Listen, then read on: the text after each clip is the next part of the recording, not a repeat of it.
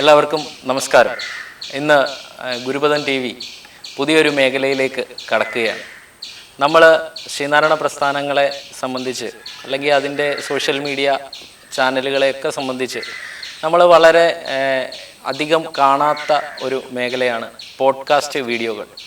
നമ്മൾ ഗുരുവിൻ്റെ ഓരോ കാര്യങ്ങളെപ്പറ്റിയും വളരെ സൈദ്ധാന്തികമായിട്ടും ചരിത്രപരമായിട്ടും ഒക്കെ നമ്മൾ ചർച്ച ചെയ്യുക, അതാണ് നമ്മൾ ഇങ്ങനെ ഒരു മീഡിയത്തിലൂടെ ഉദ്ദേശിക്കുന്നത്. അപ്പം ഇന്ന് നമ്മൾ പുതിയൊരു തുടക്കമാണ് ഗുരുപദത്തിൽ. ഇന്ന് നമ്മൾ ആദ്യം തന്നെ ചർച്ച ചെയ്യുന്നത് ശ്രീനാരായണ ഗുരുദേവൻ പ്രതിഷ്ഠ നടത്തിയ കണ്ണാടി.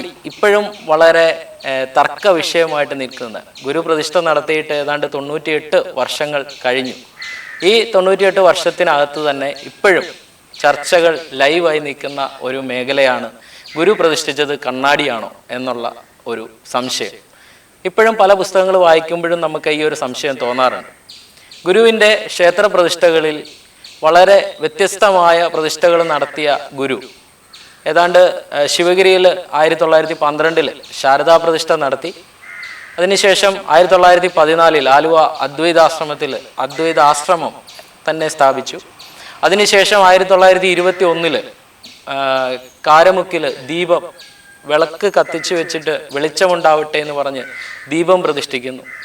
അതിനുശേഷം 1922 മുരിക്കുംപുഴയിൽ ഓം സത്യം ധർമ്മം ദയാശാന്തി എന്നെഴുതിയ ഫലകം പ്രതിഷ്ഠിക്കുന്നു. പിന്നീട് 1927 കളവങ്കോടത്ത് കണ്ണാടിയുടെ പ്രതലത്തിൽ ഓം ശാന്തി എന്നെഴുതിയ പ്രതിഷ്ഠ നടത്തുന്നു.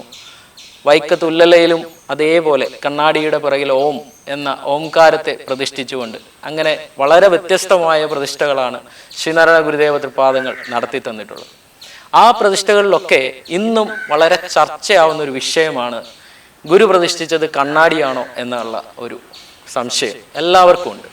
ആ ഒരു സംശയത്തിന് ഇന്ന് നമുക്ക് എന്തായാലും നമ്മളെ ചർച്ചയിലൂടെ നമുക്ക് അതിനൊരു വഴിയിലേക്ക് എത്താം എന്ന് കരുതുന്നു. അങ്ങനെ ഇന്ന് നമ്മളുടെ ഗുരുപദത്തിൻ്റെ പുതിയൊരു സംരംഭം ഇവിടെ ആരംഭിക്കുകയാണ്.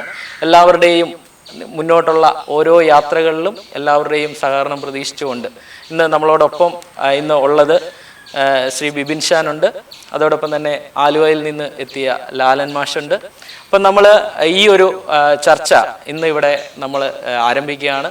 നമുക്ക് ഈ ഒരു ഗുരു പ്രതിഷ്ഠിച്ചത് കണ്ണാടിയാണോ? ബിബിൻ ചേട്ടാ, എന്താണ് ചേട്ടൻ്റെ ഒരു അഭിപ്രായം ഈ കാര്യത്തിൽ? ഗുരു പ്രതിഷ്ഠിച്ചത് കണ്ണാടിയാണോ? വളരെ രസകരമായ ചോദ്യമാണ്. നമ്മൾ നിരന്തരമായി ഈ അനീഷ അതിനെക്കുറിച്ച് പറഞ്ഞു വരുമ്പം ഈ ഏത് വേദിയിലും ഇപ്പോൾ ഗുരുവിനെക്കുറിച്ച് യാതൊരു കാര്യങ്ങൾ അറിയാൻ പാടാത്ത ഒരാളാണെങ്കിൽ പോലും ശ്രീനാരായണ ഗുരുദേവൻ കണ്ണാടി വെച്ചില്ലേ ചോദിക്കും. അപ്പോൾ വെച്ചോ വെച്ചില്ലോ നമുക്കും അറിയാൻ മേല, പറയുന്നതൊക്കെ അറിയാൻ മേല. ഇനി ഒരു ചെറുപ്പത്തിൽ എൻ്റെ ഒരു തോട്ടിൽ ഞാൻ നിരീക്ഷിച്ചിട്ടുള്ളത്, ഇപ്പം ഞാൻ ചെറുപ്പത്തിൽ എൻ്റെ വെല്ലുമ്മച്ചയൊക്കെ ഒരു പ്രാർത്ഥന വേണ്ടി കേൾക്കാറുണ്ട്. കുന്നുംപാറ സുബ്രഹ്മണ്യനും അല്ലേ, എന്താണ്, കളവങ്കോട്ടങ്ങ് കണ്ണാടിയും ആലുവയാറ്റിൻ കരയിലായി അദ്വൈതം സ്ഥാപിച്ച ദൈവമേ. ഇത് അറിഞ്ഞുകൊണ്ടാണോ അറിയാതെയാണോ ആരോ എഴുതിയൊരു പാട്ടി അമ്മമാർ പാടുക. ഇതാണ് ഈ കുഞ്ഞുങ്ങൾ കേൾക്കുന്നത്. അപ്പോൾ കളവങ്കോട്ടങ്ങ് കണ്ണാടി ആ കൃതിക്കകത്ത് ഈ പ്രാർത്ഥനയ്ക്കകത്ത് ഉല്ലല അനീഷ് പറഞ്ഞുകൊണ്ടോ ഉല്ലല ഉണ്ടെന്ന് പലരും അറിയുന്നത്. 2 കണ്ണാടി ഉണ്ടെന്ന്. കളവങ്കോട്ടങ്ങ് കണ്ണാടിയും പിന്നെ ആലുവയാറ്റിൻ കരയിലായി അദ്വൈതം സ്ഥാപിച്ച ദൈവമേ. ഇത് പറഞ്ഞ് പോവുക. ഈ വാക്ക് മനസ്സിൽ കിടക്കുന്നൊരു കൊച്ചായിരിക്കും ഏതെങ്കിലും പ്രസംഗത്തിൽ കേൾക്കുന്നത് ഗുരുദേവൻ കണ്ണാടി വെച്ചില്ലേ. ഇത് ഞാൻ പറയാൻ കാരണം എൻ്റെ അനുഭവത്തിൽ നിന്നാണ് ഞാനത് ശ്രദ്ധിക്കുന്നത്. പിന്നീട് ഈ വീട്ടിൽ TV ഒക്കെ മേടിച്ച കാലത്ത് നമ്മുടെ ഇപ്പോഴത്തെ ഒരു ഫേമസ് ആയിട്ടുള്ള അല്ലെങ്കിൽ നമ്മളൊരു കാലത്ത് മലയാള സിനിമ അടക്കി ഭരിച്ചിരുന്ന ബാലചന്ദ്ര മേനോൻ്റെ ഒരു ഇൻ്റർവ്യൂ ഞാൻ കണ്ടതാണ്. അപ്പോൾ അതിനകത്ത് അദ്ദേഹം എന്തോ ഒരു നിരീശ്വരവാദ സ്വഭാവമുള്ള ഒരാളാണ് സാർ. അപ്പം ഈ ഈശ്വരൻ ഉണ്ടോ എന്നൊക്കെ ചോദിക്കുമ്പം എന്തോ ഈശ്വരൻ എന്തോ അമ്പലം എന്നൊക്കെ പറഞ്ഞിട്ട് അദ്ദേഹം പറയുന്നുണ്ട് അതുകൊണ്ടല്ല ശ്രീനാരായണ ഗുരു കൊണ്ട് കണ്ണാടി വെച്ചത്. അപ്പോൾ എൻ്റെ മനസ്സിലോട് ചിന്ത വന്ന് ഗുരുദേവനോട് കണ്ണാടി വെച്ച്. അപ്പോഴും ഞാൻ ഓർക്കുന്നത് എൻ്റെ വെല്ലുമ്പിച്ച് കൊണ്ട് പാടുന്ന പാട്ട് കളവങ്കോട്ടങ്ങ് കണ്ണാടിയും ഇതുണ്ടല്ലോ എന്ന്. പിന്നീട് നമ്മൾ കുറച്ചുകൂടെ മുന്നോട്ട് വന്ന് എങ്ങനെ ഗുരു ഈ കണ്ണാടിയിലേക്ക് വന്നു ഇതാരും ആലോചിക്കുന്നില്ല. അല്ല, സ്വാമി ഒരു ദിവസം രാവിലെ ഏതെങ്കിലും ഒരു ഡ്രസ്സിങ് ടേബിളിൽ നിന്ന് ഇപ്പോൾ പറയുന്ന ആളുകൾ പറയുന്നത് എന്താ, നീ നിന്നെ തന്നെ കാണും, ഗുരുദേവൻ കണ്ണാടി വെച്ചു. അപ്പോൾ അങ്ങനെയാണെങ്കിൽ ഈ കണ്ണാടി നോക്കുമ്പോൾ നമുക്ക് നമ്മളെ കാണാൻ പറ്റണ്ടേ? ഞാൻ കുറച്ച് നിലവാരം കുറച്ച് പറയുകയാണെങ്കിൽ ഒന്നും മുടിയെങ്കിലും ചെയ്യാൻ പറ്റണ്ടേ? അങ്ങനെ അല്ലല്ലോ. 2 സ്ഥലത്തെ കണ്ണാടി. ഒന്ന് പനീഷ് പറഞ്ഞ പോലെ തന്നെ 1927 ജൂണിലാണ് ഈ 2 പ്രതിഷ്ഠയും. 27 ജൂണിൽ 4 പ്രതിഷ്ഠ കേട്ടോ, 2 അല്ല. അത് നമ്മൾ അതിൻ്റെ ഒരു സ്ട്രീം നോക്കിയാൽ വളരെ രസകരമാണ്. ഈ ജൂണിൽ പടപടപടപടകുന്ന 4 ടെമ്പിളാണ്. സ്വാമി സ്റ്റോപ്പ് ചെയ്യുവാണല്ലോ. ഇപ്പം ജൂൺ 6 തീയതിയാണ് പാല എടപ്പാടി ആനന്ദ ഷൺമുഖം. ജൂൺ 6. പിറ്റേ ദിവസം ജൂൺ 7 പൂഞ്ഞാർ ആകൽപാന്ത പ്രശോധനി, നമ്മുടെ PC ജോർജിൻ്റെ ആ പൂഞ്ഞാർ തന്നെ, ആ ആകൽപ്പുറം, അത് ഇന്നും നാളെയായിട്ടാണ്. പിന്നൊരു 7 ദിവസം ഗ്യാപ്പുണ്ട്. ജൂൺ 14 അതാണ് ഈ കളവങ്കോട്ടത്ത് കണ്ണടം. നമ്മൾ ഈ പറയുന്ന ആരോപിക്കപ്പെടുന്ന കണ്ണാടി, അതിൻ്റെ ഒരു സാങ്കത്യത്തെക്കുറിച്ച് കൂടുതൽ പറയാൻ പറ്റിയ സാർ, അതാണ് ഈ ആരോപിക്കപ്പെടുന്ന കണ്ണാടി എന്ന് പറയുന്നത്. അത് ജൂൺ 14. അതിൻ്റെ മലയാളം പറയുമ്പോൾ എനിക്ക് തോന്നുന്നത് 1102 ഇടവും 31 ഡേറ്റ് വരുന്നത്. ഇംഗ്ലീഷിൽ 1927 ജൂൺ 14 വരും.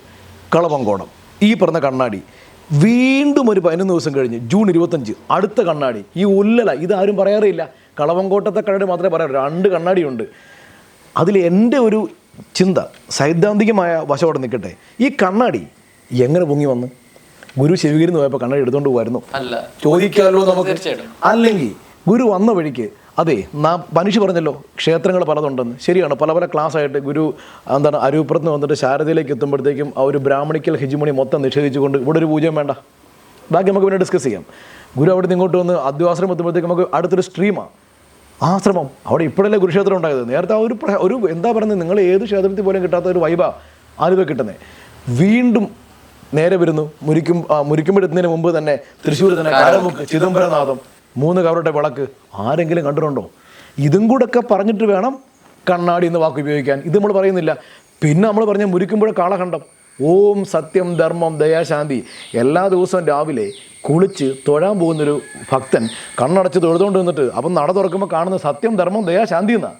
ഈ ലോകത്തെ പ്രശ്നങ്ങൾ മാറും. ഇതൊന്നും പറയാതെ കണ്ണാടി വെച്ചു. അതിനുശേഷം ആ കണ്ണാടി. അപ്പോൾ എന്തുകൊണ്ട് കണ്ണാടി? അത് വലിയൊരു തോട്ടാണ്. ഈ കണ്ണാടിയിലേക്ക് ഗുരു വരാൻ ഗുരുവിനെ ഇവിടുന്ന് കുറച്ച് പേര് വിളിച്ചുകൊണ്ട് വന്നതാണ്. അവർ കണ്ണാടിക്ക് വേണ്ടിയല്ല വിളിച്ചത്. നമ്മൾ അതുകൂടി പറയണം. ശരിക്കും പറഞ്ഞാൽ ഇവിടെ ഒരു ക്ഷേത്രം ഉണ്ടായിരുന്നു. ഒരു ക്ഷേത്രം, ഒരു ഭദ്രകാളി പ്രതിഷ്ഠയായിരുന്നു. ഈ പറഞ്ഞ കളവങ്കോടം എന്ന് പറഞ്ഞാൽ ഇപ്പോൾ പറയുന്ന ഈ ശക്തീശ്വരം. അതിന് അർദ്ധനാരീശ്വരം എന്നും പേരുണ്ട്. നമ്മുടെ ഈ KB ബാലകൃഷ്ണൻ സാറൊക്കെ അർദ്ധനാരീശ്വരം എന്ന് പറഞ്ഞത്. ശക്തീശ്വരം എന്നാണ് ഈ ശക്തീശ്വരനും ഇതിനിടയ്ക്ക് ഞാനൊന്ന് പറഞ്ഞോട്ടെ, ഈ അവിടെ എഴുതി വെച്ചേക്കുന്ന ശക്തീശ്വരം എന്നുള്ളതാണെങ്കിലും ശരിക്കും ആൾക്കാർ തെറ്റിദ്ധരിക്കപ്പെടാൻ അവിടുത്തെ തന്നെ ഭരണസമിതിക്കാർ ഒരു വഴി ഒപ്പിച്ച് വെച്ചിട്ടുമുണ്ട്. അവിടെ തന്നെ നമ്മളിപ്പോൾ ചെന്നാൽ അവിടെ ഒരു ബോർഡിൽ ഇങ്ങനെ വളരെ വ്യക്തമായിട്ട് കാണാൻ പറ്റും, ഗുരു അവിടെ പ്രതിഷ്ഠ നടത്തിയ ശ്രീനാരായണ ഗുരു കണ്ണാടി പ്രതിഷ്ഠിച്ച ശക്തീശ്വര ക്ഷേത്രം. അങ്ങനെ എഴുതി വെച്ചിട്ടുണ്ട്. ശ്രീനാരായണ ഗുരുദേവൻ കണ്ണാടിയിൽ പ്രണവ പ്രതിഷ്ഠ നടത്തിയ എന്ന് അത് അതേ നമ്മൾ ചർച്ച അവർ കേൾക്കുവാണ്, അവരത് തീർച്ചയായിട്ടും തിരുത്തേണ്ട ഒരു കാര്യമാണ്. അതുകൊണ്ടാണ് നമ്മളത് അങ്ങനെ എടുത്ത് പറഞ്ഞത്. എനിക്ക് തോന്നുന്നുണ്ടല്ലോ അനീഷ, ഈ കണ്ണാടിയുടെ ഒരു തോട്ട് വരാൻ പ്രധാനമായിട്ടും ഈ ഉല്ലല ഈ ചേർത്തലയാണല്ലോ കാരണമായത്. ഈ സ്വാമി ഇവിടെ വരുന്ന സമയത്ത് ഈ ഗുരു ശരിക്കും അത് നാഗമ്പടത്ത് നിന്ന് അങ്ങോട്ട്, ഞാൻ പറഞ്ഞില്ല ഈ അടുപ്പിച്ച് 4 ടെമ്പിൾ ആയതുകൊണ്ട് ശരിക്കും നാഗമ്പടത്ത്, എൻ്റെ നാട്ടിൽ നാഗമ്പടത്ത് നിന്ന് ഗുരു നേരിട്ട് ചേർത്തലയ്ക്ക് ചെല്ലുക. അപ്പോൾ അവിടെ വരുമ്പം ഈ പറഞ്ഞ തറവാട്ടുകാർ, അവിടെ കണ്ടശ്ശേരി എന്ന തറവാടുണ്ടായിരുന്നു, അവരുടെ ആയിരുന്നു ഈ ടെമ്പിൾ. ഒരു ഭദ്രകാളി ക്ഷേത്രമായിരുന്നു. ഇവരിതിനെ പൊളിച്ച് ഒന്ന് നവീകരിച്ചു. അപ്പോൾ ഗുരുവിൻ്റെ ഇത്രയും ടെമ്പിൾസും ശ്രീനാരായണ ഗുരുദേവൻ്റെ വലിയൊരു ക്ഷേത്ര സബര്യ കേരളത്തിലും തമിഴ്നാട്ടിലും കർണാടകത്തിലും അങ്ങ് പന്തലിച്ചപ്പോൾ നമുക്ക് നമ്മുടെ ടെമ്പിൾ ഒന്ന് റിഫോം ചെയ്യാം. സാറെ പറഞ്ഞ പുനരുദ്ധാരണം അല്ലേ, അത് തന്നെ അതൊന്ന് പുനരുദ്ധരിക്കുവാണ്. അപ്പോൾ ഗുരുദേവനെ കൊണ്ടുവന്നാലോ. അപ്പോൾ ഇവർ ഗുരുവിനെ പോയി ക്ഷണിക്കുന്നുണ്ട്. സ്വാമി ഞങ്ങൾക്ക് അവിടെ ഒരു ഭദ്രകാളിയാണെന്നും സ്വാമി അന്ന് ഗുരു പറഞ്ഞതായിട്ട് എല്ലാവരും പറയുന്നുണ്ട്. അവിടെ നമുക്ക് ഒരു ശക്തീശ്വരനെ വെക്കാമല്ലോ എന്ന് പുസ്തകങ്ങളുണ്ട്. അപ്പോൾ ഗുരു കണ്ണാടി അല്ല ആദ്യം എയിം ചെയ്തത്. ഞാനതിൻ്റെ ഹിസ്റ്ററി മാത്രമാണ് പറയുന്നത്, അതിൻ്റെ സൈദ്ധാന്ത തലമല്ല. സ്വാമി വരുന്നു, വന്നതിന് ശേഷം അവിടെ ഉണ്ടാകുന്നൊരു കോൺഫ്ലിക്റ്റിൽ നിന്നുമാണ് ഈ കണ്ണാടി എന്ന തോട്ട് പോലും എമർജ് ചെയ്യുന്നത്. ഇതെല്ലാം നമുക്ക് ഗുരുവിനെ പഠിക്കുന്ന ഒരു ഭക്തൻ്റെ ഭാവത്തിൽ എല്ലാം സ്വാമിയുടെ ലീലകൾ എന്നൊക്കെ പറയാമെങ്കിലും for the sake of historical aspect അവിടെ നടന്ന കാര്യങ്ങളോട് നമ്മൾ പറയണമല്ലോ, എന്തുകൊണ്ട് ഇങ്ങനെ ഉണ്ടായി. അവിടെയാണ് നമ്മൾ ഈ നമ്മളെല്ലാവരും കണ്ടിട്ടുള്ള നമ്മുടെ സുകുമാരൻ സാറിൻ്റെ യുഗപുരുഷൻ സിനിമയിൽ മമ്മൂട്ടി അവതരിപ്പിച്ച കഥാപാത്രമായ KC കുട്ടൻ കടന്നു വരുന്നത്. ഈ KC കുട്ടനെ വലിയൊരു ഫിഗറായിട്ട് ആ സിനിമയ്ക്കകത്ത് അവതരിപ്പിക്കുന്നുണ്ടെങ്കിലും എനിക്ക് തോന്നുന്നത് ഈ KC കുട്ടൻ എന്ന് പറയുന്ന ആൾ ഗുരുവിൻ്റെ ചരിത്രത്തിൽ എവിടെയെങ്കിലും പേര് പ്രിൻ്റ് ചെയ്യുന്നത് ഇവിടെ മാത്രമാണ്. സത്യത്തിൽ അതിപ്പോൾ ഇതുപോലത്തെ ഒരു മാധ്യമത്തിൽ അത് ശരിയാണോ എന്ന് എനിക്കറിയില്ല. അത്ര റെസ്പെക്റ്റോടുകൂടി ഗുരുവിനോട് സംസാരിച്ച ഒരാളാണോ എന്ന് എനിക്കൊരു സംശയമുണ്ട് കേട്ടോ. സ്വാമിയോട് വാദിച്ചു എന്നാണ് പുസ്തകങ്ങളിലൊക്കെ കാണുന്നതെങ്കിലും അതിനകത്ത് ഒരു വാക്ക് നമുക്ക് കാണാം, ഒരു മന്ദഹാസത്തോടു കൂടി ഗുരു ചോദിക്കുന്നുണ്ട്, എതിർപ്പുണ്ടല്ലേ എന്ന്. അങ്ങനെ ഗുരു ചോദിക്കണമെങ്കിൽ അദ്ദേഹത്തിൻ്റെ വാദം അത്ര സൗമ്യമായിരുന്നില്ല എന്ന് നമ്മൾ മനസ്സിലാക്കണമല്ലോ. അദ്ദേഹം പറഞ്ഞു ഇതിനോട് ക്ഷേത്രമേ വേണ്ട, ഈ ക്ഷേത്രങ്ങൾ ആവശ്യമില്ല. ഗുരു ക്ഷേത്രം പ്രതിഷ്ഠിക്കണ്ടെന്ന് പറയുന്നുണ്ടോ? ഗുരു ഇനി ക്ഷേത്രപ്രതിഷ്ഠകൾക്ക് പോകരുതെന്ന് അദ്ദേഹം പറയുന്നുണ്ട്. KP ബാലകൃഷ്ണൻ സാറിൻ്റെ പുസ്തകത്തിൽ ഞാൻ കാണുന്നത് സ്വാമി ഇനിയും വിഗ്രഹം വെക്കരുത് എന്ന് പറഞ്ഞായിട്ട്. ഞാനും അങ്ങനെ വായിച്ചു. അതേസമയം 1990 ചതയത്തിന് ചിങ്ങചതയത്തിന് ഒരു വിശേഷൽ പതിപ്പ് ഇറങ്ങിയായിരുന്നു നമ്മുടെ ഗുരുദേവ മാസികയുടെ. അതിനകത്ത് പറവൂർ ശ്രീധരൻ തന്ത്രിയുടെ ലേഖനമുണ്ട്. അതിൽ അദ്ദേഹം പറയുന്നത് ഈ സഹോദര പ്രസ്ഥാനത്തിൻ്റെ നേതാവായിരുന്ന, അപ്പം സഹോദരൻ അയ്യപ്പൻ്റെ ആണല്ലോ സഹോദര പ്രസ്ഥാനം. അപ്പോൾ അവരൊരു പ്രധാനപ്പെട്ട മോട്ടോ ആയിരുന്നല്ലോ ജാതി വേണ്ട, മതം വേണ്ട, ദൈവം വേണ്ട, മനുഷ്യനെ വേണം, ധർമ്മം എന്നുള്ളത്. ഇതിനെ പ്രൊമോട്ട് ചെയ്യുന്ന ആളായിരുന്നു ഈ KC കുട്ടൻ. ഞാൻ വേറെ എങ്ങും അത് കണ്ടിട്ടില്ല, ഞാൻ ഇവിടെ മാത്രമേ കണ്ടിട്ടുള്ളൂ. എനിക്ക് തോന്നുന്നത് ഒരുപക്ഷെ ആയിരുന്നിരിക്കാം. അപ്പം ഗുരു ക്ഷേത്രം സ്വാമി ഇനിയും വിഗ്രഹം വെക്കണ്ടെന്ന് പറഞ്ഞെന്ന് ബാലകൃഷ്ണൻ സാർ പറയുന്നതുകൊണ്ട് അപ്പോൾ ഈ വിഗ്രഹ പ്രതിഷ്ഠയെ തന്നെ ഇദ്ദേഹം എതിർത്തിട്ടുണ്ടാവാം. അപ്പോൾ ശ്രീധരൻ തന്ത്രി അതേക്കുറിച്ച്, കാരണം അന്ന് ഈ സ്ഥലത്തുണ്ടായിരുന്ന അവിടെ ഉണ്ടായിരുന്ന ഒരു പൂച്ചാക്കൽ ഒരു പൂജാരിയുണ്ട്. അദ്ദേഹം ശ്രീധരൻ ഒരു സുഹൃത്താണ്. അദ്ദേഹം നേരിട്ട് പറഞ്ഞ കാര്യങ്ങളാണ് ഇതൊക്കെ എഴുതിയിരിക്കുന്നത്. അപ്പോൾ ഒരുപക്ഷെ അതിൻ്റെ ഒരു ആധികാരികത കൂടുതൽ ഉണ്ടായിരിക്കാൻ സാധ്യതയുമുണ്ട്.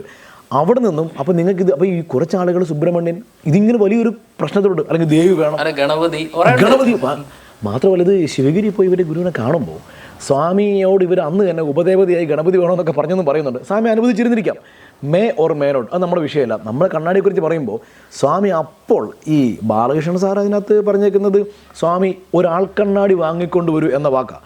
ശ്രീധരൻ തന്ത്രി പോലുള്ള കുറച്ചുകൂടി ഇതിനെക്കുറിച്ച് പഠിച്ച ആളുകൾ പറയുന്നത് സ്വാമി ഈ KC കുട്ടൻ അടക്കമുള്ള വാദിച്ചവരോട് ചോദിച്ച കേട്ടാണ് ഒരു കണ്ണാടി വെക്കുന്നത് കൊണ്ട് വിരോധമുണ്ടോ.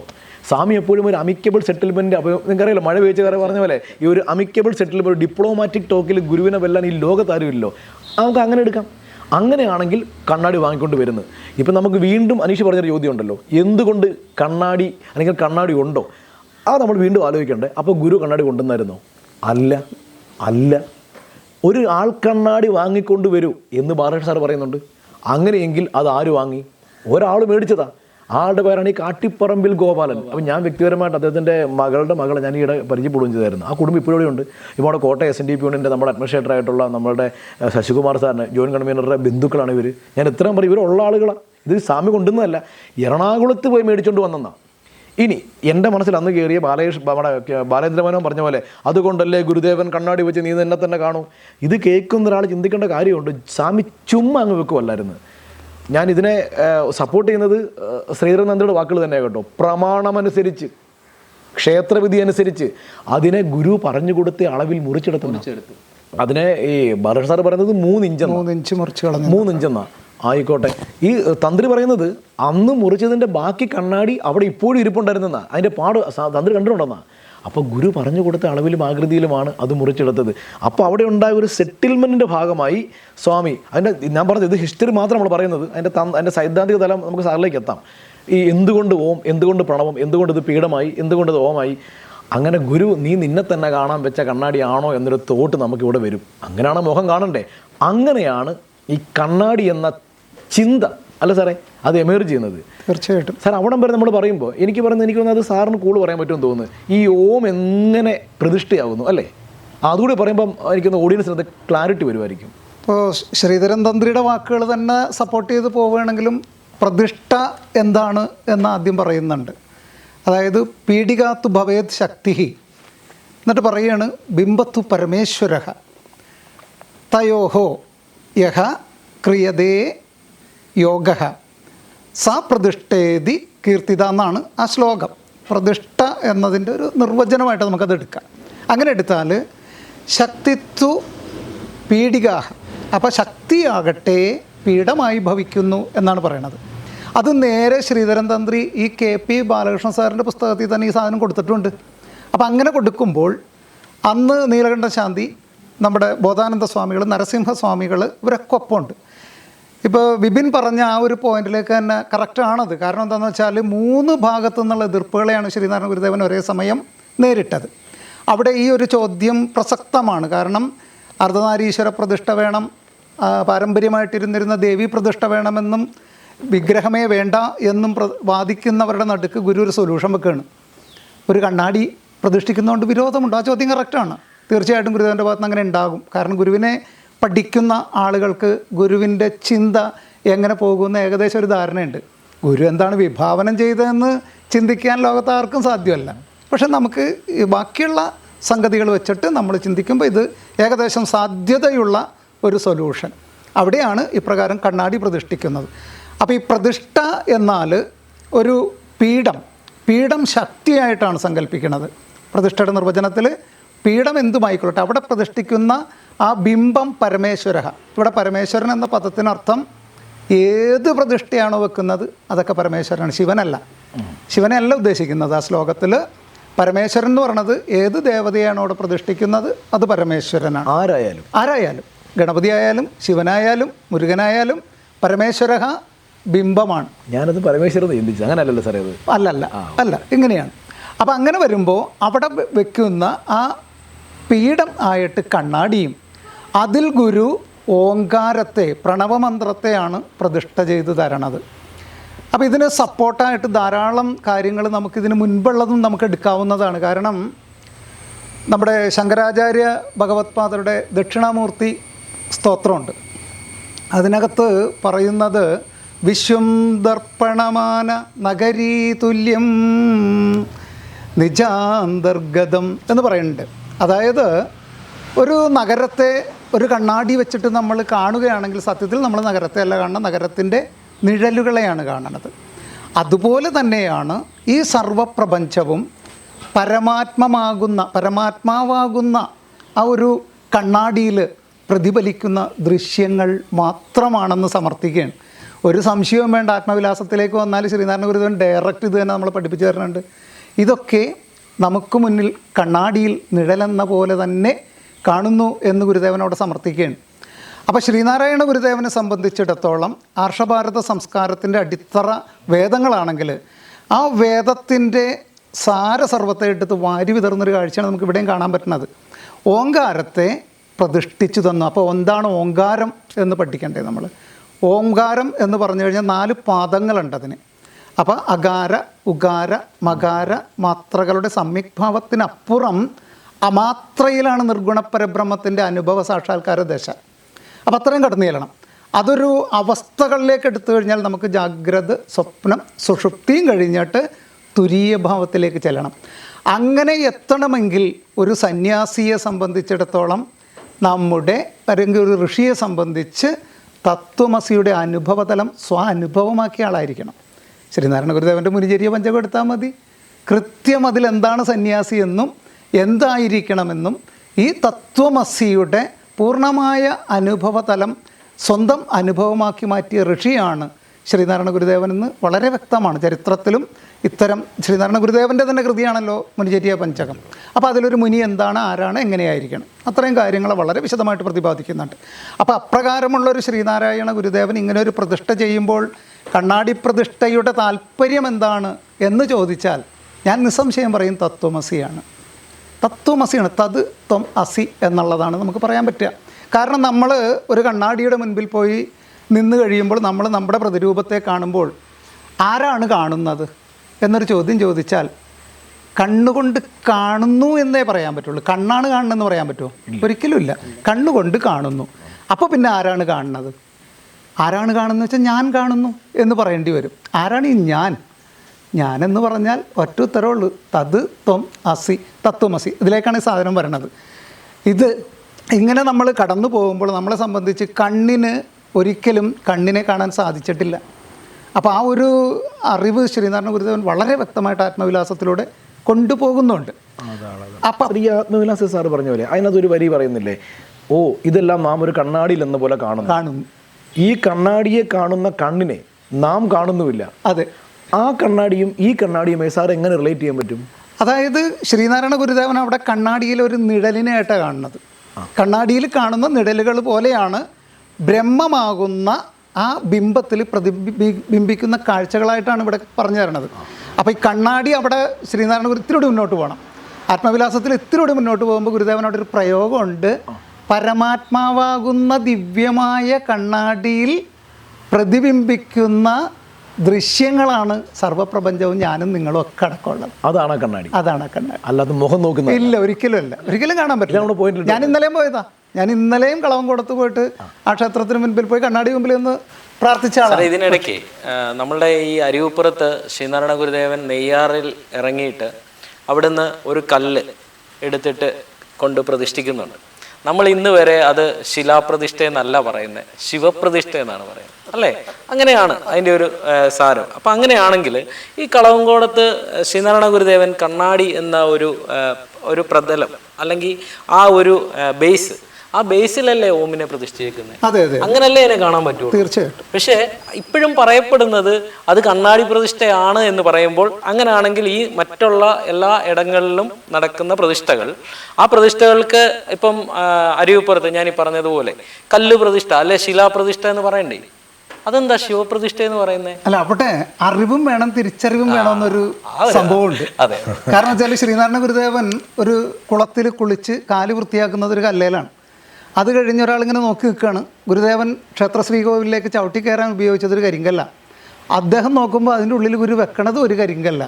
ഈ ഒരു സംഭവം അറിയാലോ. അതെ. അപ്പോൾ ഗുരു എന്തതിന് മറുപടി കൊടുത്ത് അദ്ദേഹം ചോദിച്ചു, ഇത് അങ്ങ് കാല് വൃത്തിയാക്കാൻ ഉപയോഗിച്ചതൊരു ശിലയാണ്, അങ്ങ് പടിയായിട്ട് ഉപയോഗിച്ചൊരു ശിലയാണ്, അങ്ങ് ദൈവമാണെന്നും പറഞ്ഞ് വെക്കണത് ഈ ശില തന്നെയല്ലേ എന്ന് ചോദിച്ചപ്പോൾ ഗുരു മറുപടിയായിട്ട് ചോദിച്ചത്, വീട്ടിൽ ആരൊക്കെയുണ്ട്? അമ്മയുണ്ട്, സഹോദരിയുണ്ടോ? ഉണ്ട്. ഭാര്യയുണ്ടോ? 3 പേര് സ്ത്രീകൾ തന്നെയാണല്ലോ. അതെ. 3 പേരോട് ഒരേപോലെയാണോ പെരുമാറുന്നതെന്നാണ് ഗുരുവിൻ്റെ ചോദ്യം. തീർന്നു അയാളുടെ സംശയം അവിടെ. അപ്പോൾ അവിടെ അറിവും വേണം, നമുക്ക് തിരിച്ചറിവും വേണം. ആ കണ്ണാടിയെ കാണുമ്പോൾ പലരും ഒന്നിനെയും കാണാതെ, അതായത് നമ്മുടെ ശാശ്വതീകാനന്ദ സ്വാമിയുടെ ഒരു വാക്കുണ്ട്, ശ്രീനാരായണ ഗുരുദേവ ദർശനത്തിൻ്റെ ഹിമാലയൻ ഉയരങ്ങൾ താണ്ടാൻ കെൽപ്പില്ലാത്തവർ താഴ്വരകളിൽ നിന്ന് ബഹളം വെക്കാറുണ്ട്. ഇത്തരം ദൂരക്കാഴ്ചക്കാരുടെ ഭ്രമദർശനമാണ് ഇന്ന് ഗുരുദേവ ദർശനം നേരിടുന്ന ഏറ്റവും വലിയ വെല്ലുവിളിയെന്ന്. ജീവിതത്തിൽ ഒരിക്കലും ചിലപ്പോൾ കളവങ്കോട് വരാത്ത ആളായിരിക്കും ഇന്ന് പറയണത്. അതിൻ്റെ മുമ്പിൽ പോയി എന്നാൽ അതാണ് സത്യം. അതാണ് സത്യം. അതാണ് സത്യം. ഇതാരും കണ്ടിട്ടില്ല. ഇല്ല, കണ്ടിട്ടില്ല. ഈ പറയുന്ന ആളുകളൊന്നും ഈ ക്ഷേത്രം കാണാനോ അല്ലെങ്കിൽ ഇങ്ങനെയുള്ള കാര്യങ്ങൾ ചെയ്യാനോ തയ്യാറായിട്ടില്ല.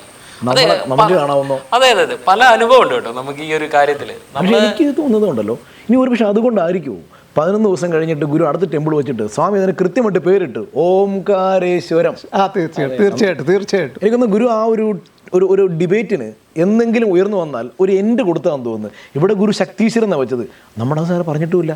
ഈ കണ്ണാടി നാളുകൾ പറയുമ്പോൾ കണ്ണാടി വെച്ചിട്ട് അതേ സമയം അതേ മുഹൂർത്തത്തിൽ ബോധാന സ്വാമിയെ കൊണ്ട് സത്യത്തിൽ അവിടുത്തെ അഭിഷേകങ്ങളൊക്കെ അർദ്ധനാരീശ്വരനാണ്. അതെ അതെ.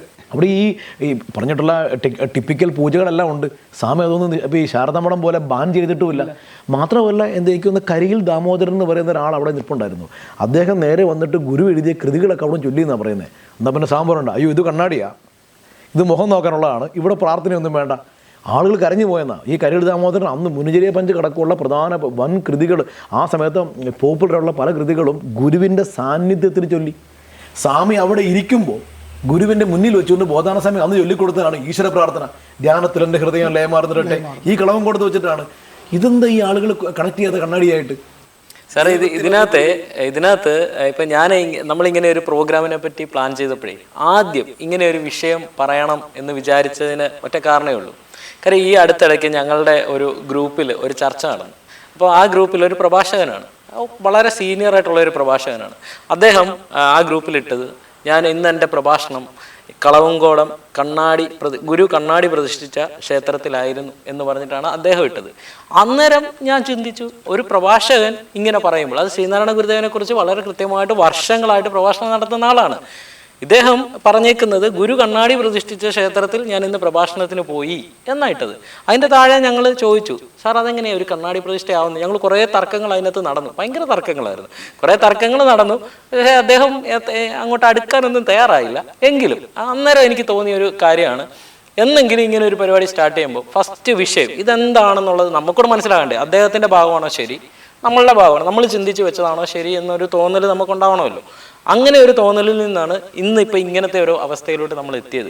അപ്പോൾ അതിന് വളരെ കൃത്യമായിട്ടുള്ള അത് നിങ്ങൾ എൻ്റെ ഒരു ചെറിയൊരു ക്ലിപ്പിംഗ് എടുത്തത്. അതെ അതെ തീർച്ചയായിട്ടും. അത് വിജയന്റെ എവിടുത്തെ ഒരു നമുക്ക് ഈ ഗുരുവിന് ക്ഷേത്രങ്ങൾ എന്ന് പറഞ്ഞ ഒരു വീഡിയോയ്ക്കകത്ത് ഈ കണ്ണാടി അല്ലെന്ന് പറഞ്ഞ ഒരു ചെറിയൊരു പീസ് അനീഷ് കട്ട് ചെയ്തിട്ട് അദ്ദേഹത്തിന് മറുപടി ഇട്ടു. അത് എന്നെ കൂടി ചീത്ത പറഞ്ഞു, ഇവനൊക്കെ എന്നായി പറയുന്നത്. അങ്ങനെ പോലെ സംഭവം ഉണ്ടായിട്ടുണ്ട്. അല്ല, ശ്രീനാരായണ ഗുരുദേവനെ സംബന്ധിച്ച് അഹം ബ്രഹ്മാസ്മി ഒരു അന്ന മഹാവാക്യത്തിൻ്റെ ഒരു അർത്ഥഗരിമ അല്ലെങ്കിൽ അതിൻ്റെ ഭാവഗരിമ, അതിൻ്റെ അർത്ഥപൂർണിമ പ്രകാശം വിതറുന്ന ശ്രീകോവിലുകളാണ് ശ്രീനാരായണ ഗുരുദേവൻ്റെ പ്രതിഷ്ഠകൾ ഏതെടുത്താലും. അപ്പോൾ അവിടെയൊക്കെയാണ് നമ്മൾ ബ്രഹ്മവിദ്യാപഞ്ചകം പോലുള്ള കൃതികളിലോട്ടൊക്കെ കടന്നു എന്ന് ചിന്തിക്കേണ്ടത്. കാരണം 4 മഹാവാക്യങ്ങളെ അവിടെ പ്രസക്തമായിട്ട് തന്നെ ഗുരുദേവൻ പ്രതിപാദിച്ചിട്ട് എന്താണ് മനുഷ്യൻ. ഇപ്പോൾ ബിപിൻ നേരത്തെ സൂചിപ്പിച്ചു പോയി, വിശദീകരിക്കാതെ പോയൊരു സാധനമുണ്ട്. സത്യം, ധർമ്മം, ദയ, ശാന്തി. ഇത്രയും മനസ്സിൽ സൂക്ഷിക്കുന്ന, ഹൃദയത്തിലേറ്റുന്ന ഒരു മനുഷ്യനെ എങ്ങനെ തീവ്രവാദിയാകാൻ സാധിക്കും? ഒരിക്കലുമില്ല. അവൻ എങ്ങനെ ഒരു ഹിംസിക്കുന്ന മനുഷ്യനാകാൻ പറ്റും? ഒരിക്കലും ഇത് കണ്ടിട്ട്. അതെ. അപ്പോൾ അവിടെയാണ് ശ്രീനാരായണ ഗുരുദേവൻ്റെ ദൈവം അകലങ്ങളിൽ അത്ഭുതമല്ല. ഗുരുവിൻ്റെ ദൈവം മനുഷ്യനിലാണ്. പോരാ, അണുവിൽ, ഓരോ അണുവിലും ശ്രീനാരായണ ഗുരുദേവൻ ദൈവത്തെ. അതുകൊണ്ടാണല്ലോ ഒരു വീട്ട ഇറുമ്പിനും വരുത്തരുതെന്ന് നമ്മളെ പഠിപ്പിച്ചത്. അതുതന്നെയാണ് സത്യം, ധർമ്മ, ദയാ, ശാന്തി എന്ന ആ ഒരു വചസ് ഒരു ഫലകത്തിൽ നമുക്ക് പ്രാർത്ഥിക്കാൻ തരുമ്പോൾ നമ്മൾ കണ്ടു തൊഴുന്നത് അതിനെയാണെങ്കിൽ നമ്മുടെ ഹൃദയത്തിലേക്ക് സന്നിവേശിപ്പിക്കപ്പെടുന്ന ഒരു ചിന്തയാണത്. അപ്പോൾ ഈശ്വരൻ എന്ന് പറയുന്നത് പുറത്തല്ല, അകത്താണ്. അന്വേഷണം, ഞാൻ ആരാണെന്നുള്ളൊരു അന്വേഷണം ആദ്യം വരട്ടെ. അവിടെയാണ് തത്വമസിയുടെയും ഈ അഹം ബ്രഹ്മാസ്മിയുടെയും പ്രജ്ഞാനം ബ്രഹ്മയുടെയും നമ്മൾ ഈ പറയുന്ന അയമാത്മ ബ്രഹ്മയുടെയൊക്കെ ആകത്തുക അതിലുണ്ട്. ശരിക്ക് ഈ പ്രജ്ഞാനം ബ്രഹ്മ 4 മഹാവാക്യങ്ങളാണല്ലോ. പ്രജ്ഞാനം ബ്രഹ്മനെ ശരിക്കും പറയണത് നിർവചന വാക്യം എന്നാണ്. അപ്പോൾ അത് വന്ന് ഋഗ്വേദത്തിലെ നമുക്ക് തൈത്തിരീയ ഉപനിഷത്തിലാണത് കാണുക. അത് വിട്ടിട്ട് നമ്മൾ രണ്ടാമത് വരുമ്പോൾ തത്വമസിയാണ്. തത്വമസി ഉപദേശവാക്യമാണ്. അത് നമുക്ക് സാമവേദത്തിലാണ്, ചാന്തോക്യ ഉപനിഷത്തിലാണ് വരുന്നത്. മൂന്നാമത്തെയാണ് അയമാത്മ ബ്രഹ്മ. അയമാത്മ ബ്രഹ്മ ശരിക്കും പറഞ്ഞാൽ അനുസന്ധാന വാക്യമാണ്. ഇപ്പോൾ ഈ അനുസന്ധാന വാക്യം അഥർവവേദത്തിലും മാണ്ഡൂക്യ ഉപനിഷത്തിൽ വരണതാണ്. 4മത്തെയാണ് അഹം ബ്രഹ്മാസ്മി. ഇത് അനുഭവമാണ്. ഇത് ശ്രീനാരായണ ഗുരുദേവൻ ആത്മോപദേശ ശതകത്തിൻ്റെ 97ാമത് ശ്ലോകത്തിൽ നമ്മളോട് പറയുന്നുണ്ട്, അണുവറിവിൻ മഹിമാവിലംഗമില്ലാതണയും അഖണ്ഡവും അന്നു പൂർണ്ണമാകും, അനുഭവിയാതറിവില്ല അഖണ്ഡമാം ചിദ്ഗനമിതു മൗനഗനാമൃതാബ്ദിയാകും. ഈ കണ്ണാടി പ്രതിഷ്ഠയുടെ മുൻപിൽ പോയി പ്രാർത്ഥിച്ചു നിൽക്കുന്ന ഒരു മനുഷ്യനെ സംബന്ധിച്ച് അവൻ്റെ ഹൃദയത്തിലേക്ക് സന്നിവേശിപ്പിക്കപ്പെടുന്നത് ഞാൻ ബ്രഹ്മമാകുന്ന കണ്ണാടിയിൽ കാണുന്ന ഒരു നിഴലാണ്. കണ്ണാടിയിൽ പ്രതിഫലിക്കുന്ന ഒരു നിഴലാണ്. അപ്പം ഞാൻ ബ്രഹ്മമാണെന്ന് അവനവിടെ നിന്ന് ചിന്തിക്കാൻ പറ്റണം. ശ്രീനാരായണ ഗുരുദേവൻ്റെ കണ്ണാടി പ്രതിഷ്ഠയുടെ താല്പര്യം ആ രീതിയിലാണ്. അതുകൊണ്ടാണ് ഞാൻ ആദ്യമേ തുടക്കത്തിലെ പറഞ്ഞ തത്വമസിയാണ്. കാരണം നമ്മളെ സംബന്ധിച്ച് ബ്രഹ്മത്തിന് നിർഗുണ ബ്രഹ്മം എന്നാണ് വിളിക്കുക. അതിനെ നിർഗുണ പരബ്രഹ്മം എന്നാണ് വിളിക്കുക. അത് ആശാൻ പറയുകയാണെങ്കിൽ കാണപ്പെട്ടില്ല, കാണുന്നിറമുട്ടതിന് കണ്ണില്ല, കയ്യില്ല, വിലാസം, കാലില്ല, ആണല്ലല്ലാതെ മറ്റല്ല, അണുവും അളവുമില്ല, ആദിയില്ല, അന്തമില്ല, സ്ഥൂണപ്രായം, ജഡത്വം, ചെറുതു പറയുവാനില്ല, മറ്റൊന്നു മല്ലിക്കാണും ബ്രഹ്മാണ്ട കോടി, കപട നട്ട കലാശാലിയാണ് എൻ്റെ ദൈവം. അപ്പോൾ ആ ദൈവത്തിന് യാതൊരുവിധ പ്രകടനങ്ങളുമില്ല. എന്നാൽ അതിൽ ശക്തി സ്പന്ദിച്ചിട്ട് ഇവിടെ ഈ സർവ്വപ്രപഞ്ചത്തെയും നമ്മളടക്കമുള്ള സമസ്ത ജീവരാശിയെയും ഇവിടെ കാണുന്നുവെങ്കിൽ അത് ആ ബ്രഹ്മമാകുന്ന, ആദ്യം ആത്മവിലാസത്തിൽ പറഞ്ഞ സാധനം, ദിവ്യമാകുന്നൊരു കണ്ണാടിയായിട്ട് നമ്മൾക്ക് ബ്രഹ്മത്തെ കാണാൻ സാധിക്കുമെങ്കിൽ ആ ബിംബത്തിൽ പ്രതിഫലിക്കുന്ന പ്രതിബിംബങ്ങളാണ് നാം അടങ്ങുന്ന സർവ്വപ്രപഞ്ചവും. ഈ ഒരു തലത്തിലേക്ക് കളവങ്കോടത്തി എന്ന് പ്രാർത്ഥിക്കുന്ന ആൾക്കും തോന്നണം. അങ്ങനെയെങ്കിൽ ഞാൻ ബ്രഹ്മമാണെങ്കിൽ എല്ലാവരും ആരാ? എല്ലാവരും ആത്മസഹോദർ. ഗുരുദേവൻ്റെ കൃതികളും ഗുരുവിൻ്റെ പ്രതിഷ്ഠകളും. അതുകൊണ്ടാണ് സുകുമാർ അഴീക്കോട് സാർ പറഞ്ഞത്, ജീവിതവും സന്ദേശവും രൂപസൗഭാഗ്യത്തോടുകൂടി സമഞ്ജസമായി സമ്മേളിപ്പിച്ച ഋഷിയാണ് നാരായണൻ. ഗുരുവെന്നും ദേവനെന്നൊന്നും വിളിക്കൂലല്ലോ, ശങ്കരൻ, നാരായണൻ. ശങ്കരൻ ദൈവത്തെ ജ്ഞാനസിന്ധുവിൽ കൊണ്ടുവന്ന് നിർത്തിയെങ്കിൽ അവിടെ നിന്നിട്ട് ദൈവത്തെ ദയാസിന്ധുവിലേക്ക് ഇറക്കിക്കൊണ്ടിരുന്നൊരു ചംക്രമണമുണ്ട്, കാണേണ്ടതാണെന്നാണ് അഴീക്കോട് സാറിൻ്റെ ഭാഷ. അപ്പോൾ ഇവിടെ ദൈവത്തെ കുറിച്ചിട്ട് നമ്മളോട് സംസാരിക്കുമ്പോഴൊക്കെ ഗുരു മുൻപിൽ നിർത്തിയത് മനുഷ്യനെയാണ്. കാരണം വിശേഷ ബുദ്ധി എന്ന് അനുഗ്രഹിച്ചിട്ടുള്ളത് എല്ലാ ജീവജാലങ്ങളും ഗുരുവിൻ്റെ മുൻപിൽ ഒന്നാണ്. പക്ഷേ മനുഷ്യന് കുറേ കാര്യങ്ങൾ ചെയ്യാനുണ്ട്. അവൻ എന്തായിരിക്കണം, എങ്ങനെയായിരിക്കണം? സമ്പന്നമായൊരു ജീവിതശാസ്ത്രമാണ് ഗുരുവിൻ്റെ ക്ഷേത്രപ്രതിഷ്ഠകളിലൂടെയും ഗുരുവിൻ്റെ കൃതികളിലൂടെയും ഏതൊരു അക്ഷരമണിയും ഗുരു തന്നിട്ടുണ്ടോ അതൊക്കെ അതിനുവേണ്ടി തന്നേക്കണതാണ്. അപ്പോൾ അതിൽ നിന്നിട്ട് നമ്മൾ ഓരോ പ്രതിഷ്ഠയെയും അതിൻ്റെ പ്രാധാന്യത്തോടും ഗൗരവത്തോടും തിരിച്ചറിവോടുകൂടി മനസ്സിലാക്കുമ്പോഴാണ് ഗുരു ചെയ്തിട്ടുള്ള പ്രതിഷ്ഠകളുടെ ഗരിമ നമുക്ക് ബോധ്യപ്പെടുക. സാർ, അതെ സാർ, ഇപ്പോൾ ഈ വീണ്ടും ഈ കളവങ്കോട് സാർ അതിൻ്റെ ആ ഒരു മനുഷ്യൻ തിരിച്ചറിയുന്ന ടോപ്പിക്ക് പറഞ്ഞപ്പോഴാണ് എൻ്റെ കൂട്ടൊരു സംശയമാണത്. അതായത് ഞാൻ അതിൻ്റെ പേരിൽ ഒന്നുകൂടെ കമൻറ്റുകൾ കേട്ടതുമാണ്. ഇപ്പം നമ്മൾ നേരത്തെ പറഞ്ഞ അനീഷ എടുത്തിട്ട് ആ ക്ലിപ്പിങ് നമ്മൾ അതിനകത്തൊരു അതൊരു നീണ്ട സ്പീച്ചിനകത്ത് ഒരു 6-7 മിനിറ്റിൻ്റെ ഒരു സ്ലോട്ടാണ്. അപ്പോൾ അതിൽ ഞാൻ അവസാനം ഇങ്ങനെ പറയുന്നുണ്ട്, നമ്മളെ പൊതുവേ സാറാണ് ക്ലാസ് എടുക്കുമ്പോൾ പറയുന്ന ആ ഒരു ശൈലി തന്നെ, ഈ കളവങ്കോട് നിങ്ങൾ പറഞ്ഞാൽ വെറും ഓമല്ല, അവിടെ ഒരു ചെറിയൊരു എന്താണ് ഒരു അപൂർണതയുണ്ട്. ഓം ആയിപ്പോയി, അത് നമുക്ക് എല്ലാവരും അറിയുന്നതാണല്ലോ. അത് കൃത്യമായിട്ട് അതിനെ അതിൻ്റെ പുറകിൽ മെർക്കുറി സ്ക്രാച്ച് ചെയ്ത് രസം ചുരുണ്ടി മാറ്റി ഓം എന്ന് വന്നപ്പോൾ ദീർഘം വിട്ടുപോയി. അപ്പോൾ ഗുരുവിനെ കൊണ്ടുവന്ന് അത് സ്വാമി ഒരു ഇത് ദീർഘമില്ലല്ലോ, ഇത് മതി, ഇതിനും അർത്ഥമുണ്ട്. ഇവിടെ പ്രധാനം ഞാനത് നിർത്തിയായിരുന്നു. ഇതിൻ്റെ താഴെ കുറേ പേര് വന്നിട്ടേ, പിന്നെ ഫേസ്ബുക്ക് ആണല്ലോ, എങ്കിൽ നീ അർത്ഥം പറഞ്ഞിട്ട് പോടാ നീ. അപ്പോൾ തമാശയ്ക്ക് പറഞ്ഞു കേട്ടോ. അപ്പം ഞാൻ ആളുകളോട് പറഞ്ഞ്, അയ്യോ അത് ഗുരു പറഞ്ഞിട്ടില്ല, ഇത് സ്വാമി ഓർത്ത് എനിക്കെങ്ങനെ പറയാൻ പറ്റും സാർ? സത്യത്തിൽ അതിനും ഒരു അർത്ഥമെന്ന് ഗുരു പറഞ്ഞ് നിർത്തുന്നുണ്ടല്ലോ, അതെന്തായിരിക്കും? അതിൻ്റെ ഒരു സൈദ്ധാന്തികത വെച്ച് നോക്കിക്കഴിഞ്ഞാൽ എന്തായിരിക്കാനാണ് ഗുരു എന്താണെന്ന് നമുക്ക് ആർക്കും പറയാൻ പറ്റുകയില്ല. എങ്കിലും സാറിൻ്റെ ഒരു വിഷയം ശ്രീനാരായണ ഗുരുദേവനെ സംബന്ധിച്ച് ആ ഒരു ദീർഘം കൂടി ഉൾപ്പെടുത്തിക്കൊണ്ട് തന്നെ ഉൾക്കൊണ്ടിട്ടുള്ളതായിരിക്കണം. കാരണം വെച്ചാൽ അന്നേരത്തെ സാഹചര്യം അവിടെ തികച്ചും സംഘർഷം നടക്കുകയാണ്. നമ്മുടെ ബോധാനന്ദ സ്വാമികളും നീലകണ്ഠൻ ശാന്തിയും അടക്കമുള്ളവർ ഇവരെയൊക്കെ ഒന്ന് ശാന്തമാക്കി നിർത്തി. ഗുരു ഇതിലും വലിയ സംഘർഷങ്ങളിൽ നിന്നിട്ടൊരു നോട്ടം കൊണ്ട് അത് ബോധാനന്ദ സ്വാമിക്ക് കൃത്യമായിട്ട് അറിയാം. ബോധാനന്ദ സ്വാമികൾ വടക്കുന്ന് പൊളിച്ചു തന്നെ ഇവിടുന്ന് പ്രതിഷ്ഠിക്കുകയല്ലാണ്. ആ ഒരു കണ്ടുമുട്ടലിൽ തന്നെ എങ്ങനെ സറണ്ടറായി എന്ന് തികച്ചും അനുഭവമുള്ള ആളാണ് ബോധാനന്ദ സ്വാമി. അതുകൊണ്ട് ബോധാനന്ദ സ്വാമിക്ക് അവിടെ യാതൊരു വിറയലും ഉണ്ടാവില്ല. അപ്പോൾ ആ സമയത്ത് വീണ്ടും ഒരു സംഭവം സംഘടിപ്പിച്ചൊക്കെ കൊണ്ടുവരിക പ്രയാസമാണ്. ഗുരു എന്താണോ പറയുന്നത് അതിൻ്റെ അർത്ഥതലങ്ങൾ എടുക്കാൻ നമുക്കാർക്കും ഒരിക്കലും സാധിക്കില്ല. പക്ഷേ ഓം എന്നതിൻ്റെ ആ ഒരു പൂർണ്ണരൂപം ശ്രീനാരായണ ഗുരുദേവൻ അവിടെ പ്രതിഷ്ഠ ചെയ്യുമ്പോൾ എങ്ങനെയാണ് ഈ ശിലകൾക്കൊക്കെ ശക്തി ലഭിക്കുക? ഒരു തന്ത്രിയുടെ അന്തരംഗത്തിൽ നിന്ന് അല്ലേ പ്രവഹിക്കുന്ന ഊർജ്ജപ്രവാഹം തന്നെയല്ലേ മന്ത്രോച്ചാരണങ്ങളിലൂടെ, അതിനല്ലേ അങ്ങനെയല്ലേ അതിന് പ്രതിഷ്ഠയ്ക്ക് ശക്തി കിട്ടുക? തീർച്ചയായും. അപ്പോൾ അതാണെങ്കിൽ ശ്രീനാരായണ ഗുരുദേവൻ അതിൽ ഓമിൻ്റെ ശക്തി തന്നെയാണ് പകർന്നു നൽകിയിരിക്കുന്നത്. ഗുരുവിന് ചൈതന്യം കൊടുത്തവിടെ തീർച്ചയായും ദീർഘം ഉണ്ടെങ്കിലും ഇല്ലെങ്കിലും വ്യത്യാസം. അല്ല, അതുകൊണ്ടാണല്ലോ ഞാൻ പറഞ്ഞില്ലേ. അല്ല, എന്താണ് അരുവിപ്പുറം പ്രതിഷ്ഠയ്ക്ക് ഇത്ര പ്രാധാന്യം വരാൻ കാര്യമെന്ന് ചോദിച്ചു കഴിഞ്ഞാൽ 137 വർഷമായില്ലേ അരുവിപ്പുറം പ്രതിഷ്ഠ. നമ്മുടെ ക്ഷേത്രങ്ങളൊക്കെ തന്നെ 12 കൊല്ലം കൂടുമ്പോൾ പിന്നെ പ്രതിഷ്ഠ നടത്തണം. അതും കൃത്യമായ മീഡിയകൾ ഉപയോഗിച്ച് ഉറപ്പിച്ച പ്രതിഷ്ഠ. 1888 ശ്രീനാരായണ ഗുരുദേവൻ ഒരു പരന്ന പാറയിൽ ഗുരുവിൻ്റെ കണ്ണുനീരിനാൽ അഭിഷേകം ചെയ്തിട്ട് വെച്ചപ്പോൾ പാറ സ്വയം ഉരുകിച്ചേർന്നു എന്ന് പറയുന്നത്. മോർഫോളജി എന്ന സയൻസ് ശാഖയിൽ ഇതിനൊരു കണക്കുകൾ കൊടുക്കുന്നുണ്ട്. പാറ ഉരുകണമെങ്കിൽ 1400 ഡിഗ്രി സെൽഷ്യസ് താപനില വേണമെന്നാണ് പറയുന്നത്. അങ്ങനെയാണെങ്കിൽ ഏതാനും ഒരു മിനിറ്റുകൾ കൊണ്ടിട്ട് ശ്രീനാരായണ ഗുരുദേവൻ പ്രാഗ്ജന്മ വാസനയാൽ അനുഷ്ഠിച്ചുറപ്പിച്ച തപോനിഷ്ഠയാൽ നേടിയെടുത്ത ഊർജ്ജപ്രവാഹം കണ്ണുനീർമണികളായിട്ടാണ് ആ ശിലയെ അഭിഷേകം ചെയ്തത്. അല്ലാണ്ട് ഒരു മീഡിയയും അതിനില്ലല്ലോ. എന്നിട്ടും 137 വർഷങ്ങൾ പിന്നിടുമ്പോഴും ഒരു നേരിയ അനക്കം പോലും സംഭവിച്ചിട്ടില്ലെങ്കിൽ ഗുരുവ് അത് സാധിച്ചു എന്നുള്ളതാണ്. അതുതന്നെയാണ് ഇവിടെ ഓം എന്നുള്ളത് രസം ചുരണ്ടിയപ്പോൾ ഒമ്മായിപ്പോൾ ഇതിനും അർത്ഥമുണ്ട്, ഗുരു കൽപ്പിച്ച അർത്ഥമാണ്. അത് പറയാൻ നമുക്കാർക്കും ത്രാണിയില്ലല്ലോ. എന്താണെങ്കിലും പ്രണവപ്രതിഷ്ഠയാണ് എന്നുള്ള കാര്യത്തിൽ നമുക്ക് സംശയിക്കേണ്ട കാര്യമില്ല. കാരണം ഗുരു അതിനുശേഷമാണ് ഈ പറഞ്ഞ കണ്ണാടി പ്രതിഷ്ഠ. ഇനി ഇതിൻ്റെ സംശയം ഗുരു ഉള്ളിലെ തീർത്തിട്ടാ ദീർഘിപ്പിച്ച് എഴുതിയിട്ട് ഇത് പ്രണവപ്രതിഷ്ഠയാണെന്ന് പറഞ്ഞു തന്നിട്ടുണ്ട്. കാരണം അത് ഏറ്റവും ഒടുവിലത്തെ പ്രതിഷ്ഠയാണെന്നും കൂടി ഓർക്കണം. ഇനി ഒന്നും കൂടി ഉണ്ടായിരുന്നെങ്കിൽ ചിലപ്പോൾ ഗുരുദേവൻ ഇതിൻ്റെ അപ്പുറത്തർത്ഥം പറഞ്ഞു തന്നേനെ. അപ്പോൾ ഞാൻ അങ്ങനെയാണ് മനസ്സിലാക്കുന്നത്. നമ്മുടെ പരിമിതമായ അറിവിൽ നിന്നിട്ടല്ലേ നമുക്കിത് ഉൾക്കൊള്ളാൻ പറ്റും. അത് ഞാനതുകൊണ്ട് സാറിനെ പോലെ ആളെ ഇത് പറയാൻ പറ്റുള്ളൂ. കാരണം ഇതിനകത്ത് അനീഷ് ഇത് വെറും ഈ ലെറ്റർ അല്ലല്ലോ, അതിൻ്റെ പുറകിൽ വളരെ സൈദ്ധാന്തികമായ ഒരു വലിയൊരു ചിന്തയുടെ തലമുണ്ട്.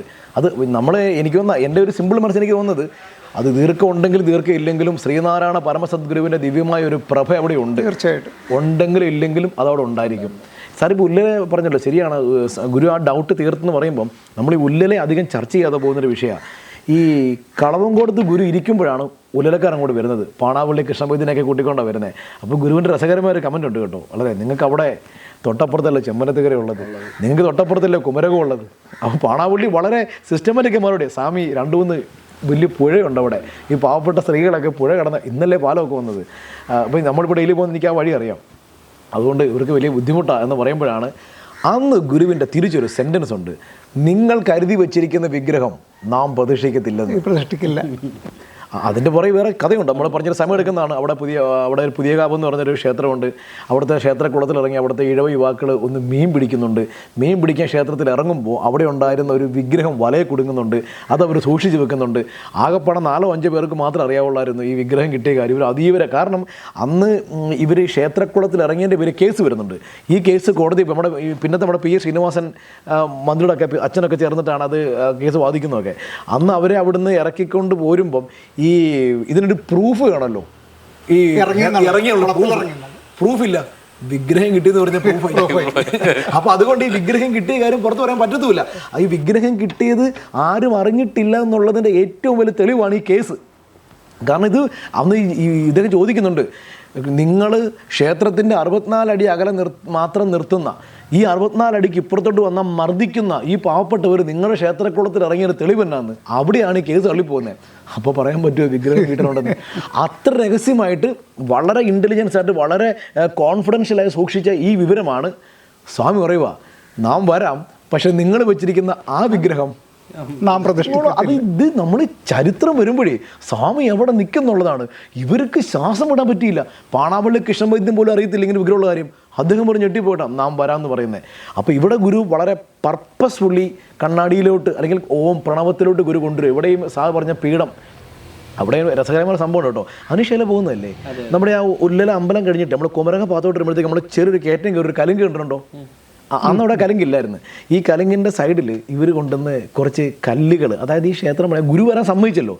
സാർ നമ്മൾ ഉല്ലലക്കാരോട് വലിയൊരു സന്തോഷകരമായിരുന്നു, അല്ലെങ്കിൽ അവരെ നമ്മൾ ആദരിക്കേണ്ടവരാണ് കേട്ടോ. ഇവർ ഗുരുവിനെ കണ്ടിട്ടില്ല, കാണാൻ പോയിട്ടുമില്ല. ഇവർക്ക് ഈ ഉല്ലല ഒരു ഭജനപടം മാത്രമേ ഉള്ളൂ. അവിടെ ഇപ്പോൾ ശ്രീനാരായണ ഗുരുദേവൻ ഓങ്കാരേശ്വരത്ത് അവിടെ കളവങ്കോടത്ത് വരുന്നുണ്ടെന്ന്. ഇവിടുന്ന് അങ്ങോട്ട് ഒരു 10-20 കിലോമീറ്റർ ഉള്ളൂ ഈ ചേർത്തല വരെ. അപ്പം വള്ളത്തിൽ പോവുകയും ചെയ്യാം. നമുക്ക് ഗുരുവിനെ ഇൻവൈറ്റ് ചെയ്യാൻ ഇവർ തീരുമാനിക്കുന്നുണ്ട്. പെട്ടെന്ന് ഒരു ആലോചന തീരുമാനിക്കുകയാണെങ്കിൽ നമുക്ക് ഈ ഭജനമടം ഒരു അമ്പലമാക്കി മാറ്റിയിട്ട് സമയം ക്ഷണിച്ചാലോ എന്ന്.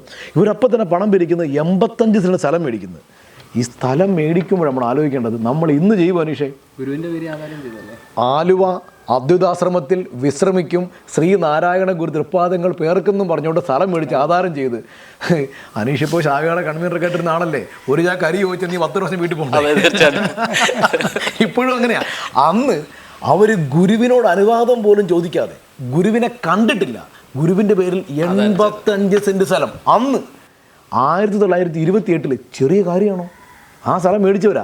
എന്നിട്ട് ഇവർ ഗുരുവിനെ കാണാൻ പോകുമ്പോൾ പറയുന്നത് നിങ്ങൾ ഞാൻ പറയാൻ വന്ന ഈ പാലത്തിൻ്റെ കാര്യം. ഇവിടെ ഒരു കുറച്ച് കല്ല് കൊണ്ട് നിറക്കുന്നുണ്ട്. ഈ കല്ല് കൊണ്ട് നിറക്കി വെച്ചപ്പം അവിടെയുള്ള സവർണ്ണ പ്രമാണിമാർ ഈ കല്ലെടുത്ത് വെള്ളത്തിൽ കളഞ്ഞു.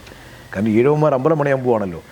ഈ ആളുകൾ അന്ന് ഈ കല്ലെല്ലാം മുങ്ങിയെടുത്ത് കരയിൽ വെച്ചിട്ട് വെല്ലുവിളിച്ചെന്നാൽ ഇനി ധൈര്യമുള്ളവർ ഒറ്റ കല്ല് കളയണമെന്ന്. ഒരു കല്ലും പോയില്ല.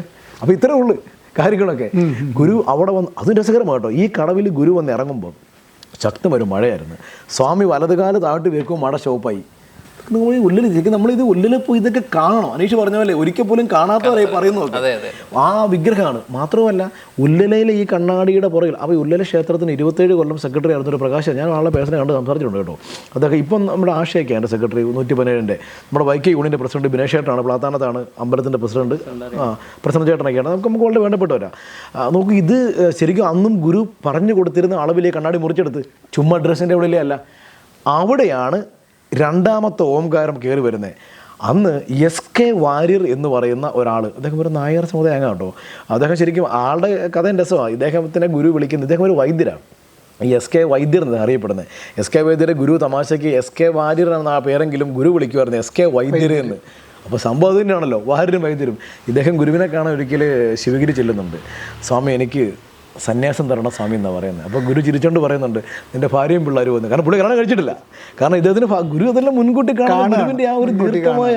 അപ്പോൾ ഇദ്ദേഹം ഏത് ഭാര്യയും, അപ്പോൾ ആൾക്ക് ഭാര്യയും, അപ്പോൾ ഗുരു തമാശയ്ക്ക് പറയുന്നതാണ് പറയുന്നത്, നീ സന്യാസി ആയാലും നിനക്ക് ഭാര്യയും മക്കളുണ്ടോ, അതുകൊണ്ട് നീ ഈ പണിക്ക് വരണ്ട, നീ കല്യാണം കഴിച്ചു.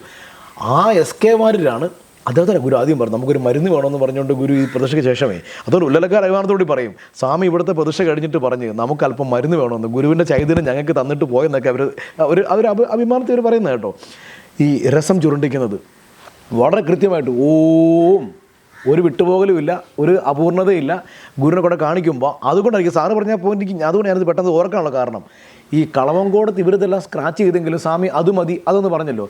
ഇവിടെ ആ തൃക്കരങ്ങൾ കൊണ്ട് ചന്ദനം അവിടെ ചാലിക്കോടെ ചെയ്തു. ഒരു ഡൗട്ടും ആർക്കുമില്ല, ഇത് കണ്ണാടിയല്ല. ഓം ഗുരു പേര് വിട്ട് ഓംകാരേശ്വരം. സാർ ഇപ്പോൾ പറഞ്ഞ അന്ന് കളവങ്കോടത്ത് കൂടെ ഉണ്ടായിരുന്ന നീലകണ്ഠ ശാന്തി, തൃശ്ശൂരുകാരനാണ്. നീലകണ്ഠ ശാന്തിയെ പിന്നീട് ബ്രഹ്മഗായത്രി മന്ത്രം ഉപദേശിച്ച് കൊടുത്തുകൊണ്ട് ഇവിടുത്തെ മേൽശാന്തിയാക്കി. അപ്പോൾ കണ്ണാടിയാണോ അനീഷേ?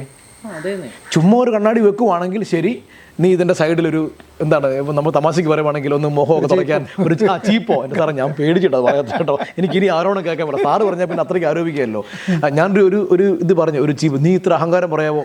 ഇപ്പോൾ ഡ്രസ്സിംഗ് ടേബിൾ ആണെങ്കിൽ മുഖം നോക്കാനുള്ള കണ്ണാടി ആണെങ്കിൽ അറ്റ്ലീസ്റ്റ് സാറേ മുഖം തുടയ്ക്കാനൊരു ചെറിയൊരു ടിഷ്യൂ എങ്കിലും ഒക്കെ. അല്ല ബിബിൻ ചേട്ടാ, ഇതിനകത്ത് വേറൊരു കാര്യം കൂടെ ഉണ്ട്. അതായത് ഇപ്പോൾ ഒരു കണ്ണാടി തന്നെയാണ് ഉദ്ദേശിച്ചെന്നിരിക്കട്ടെ, ഇവർ ഈ പറയുന്ന രീതിയിൽ ശ്രീനാരായണ ഗുരുദേവൻ നമ്മളവിടെ ചെന്ന് നിൽക്കുമ്പോൾ നമ്മളെ തന്നെ കാണുക, നമ്മൾ ബ്രഹ്മ, ആ ഒരു കൺസെപ്റ്റ് ആണെങ്കിൽ ഗുരു ഈ പറഞ്ഞ 2 പ്രതിഷ്ഠ നടത്തുമ്പോഴും അതിൽ നമ്മളെ കാണണ്ടേ? സാർ ഇന്നലെയും കൂടി അവിടെ പോയെന്നല്ലേ പറഞ്ഞത്? സാറിന് അതിനകത്ത് സാറിനെ കാണാൻ പറ്റുമോ?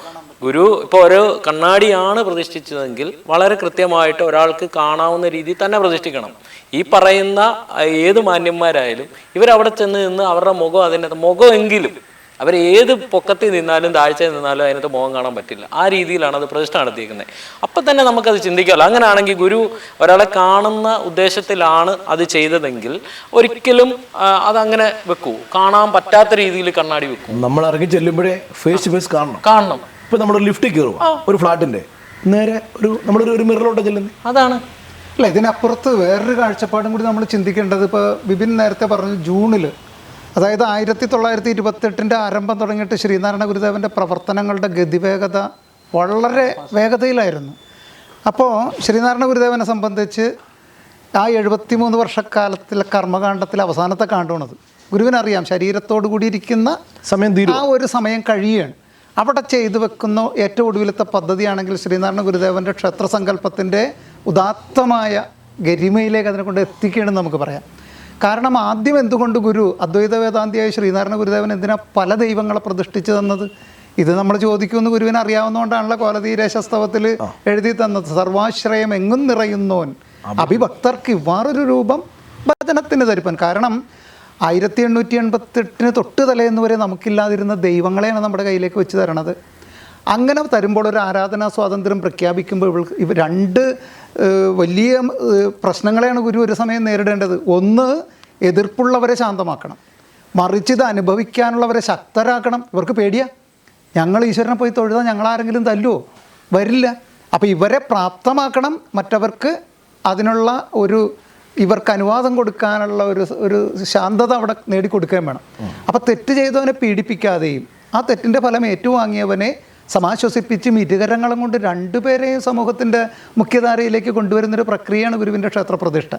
അപ്പോൾ അതുകൊണ്ടാണ് ഗുരു ഇത് ശിവനാണ്, ഇത് മുരുകനാണ്, ഇത് ദേവിയാണെന്നൊക്കെ പറഞ്ഞ് ആദ്യം ബിംബങ്ങളെ തരുകയാണ്. എന്തിനാണ്? ഇത്രയും നാൾ കണ്ടു പരിചയിച്ചിട്ടുള്ള വഴികളിലൂടെ അവർ നടക്കട്ടെ, അവർക്കൊപ്പം കൈപിടിച്ച് നടക്കുകയാണ് ഗുരു. അവരെ ഭയപ്പെടുത്താതെ കുറച്ച് കഴിഞ്ഞപ്പോഴത്തേക്കും ഉത്സവവും ഇല്ല, നിവേദ്യവും ഇല്ല, അവിടേക്ക് കൊണ്ടുവന്നു. മെല്ലെ ഭയപ്പെടുത്താതെ കൊണ്ടുവന്നിട്ട് മൂന്നാമത് അനീഷ് പറഞ്ഞ ആലുവ അദ്വൈതാശ്രമത്തിലേക്ക് വന്നപ്പോഴത്തേക്കും അമ്പലവും ഇല്ല, പ്രതിഷ്ഠയില്ല. അവിടെ നിന്നിട്ട് പിന്നെ പോവുകയാണ് തമസോമ ജ്യോതിർഗമയ മന്ത്രം ഉരുവിട്ടുകൊണ്ട് ഇത് വെളിച്ചം, അറിവിലേക്ക് കൊണ്ട് പ്രകാശ സ്വരൂപനാണ് ഈശ്വരൻ എന്ന ആ ഒരു അർത്ഥത്തിലേക്ക് കൊണ്ടുവരികയാണ്. അവിടെ നിന്നിട്ടാണ് ഗുരു നേരത്തെ വിപിൻ പറഞ്ഞതുപോലെ നമ്മുടെ ഓം എന്നെഴുതിയിട്ട് അവിടെയും നമുക്ക് പറയാവുന്ന കാര്യമാണ്. കാരണം കണ്ണാടി പ്രതിഷ്ഠയ്ക്ക് മുമ്പ് ഗുരു പ്രണവ പ്രതിഷ്ഠ നടത്തിയിട്ടുണ്ടെന്ന് വെച്ചിട്ടുണ്ടല്ലോ.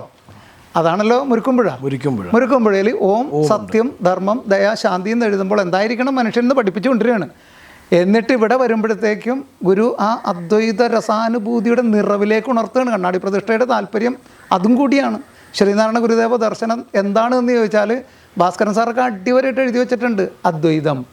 ശ്രീനാരായണ ഗുരുദേവൻ അദ്വൈത വേദാന്തിയാണ്.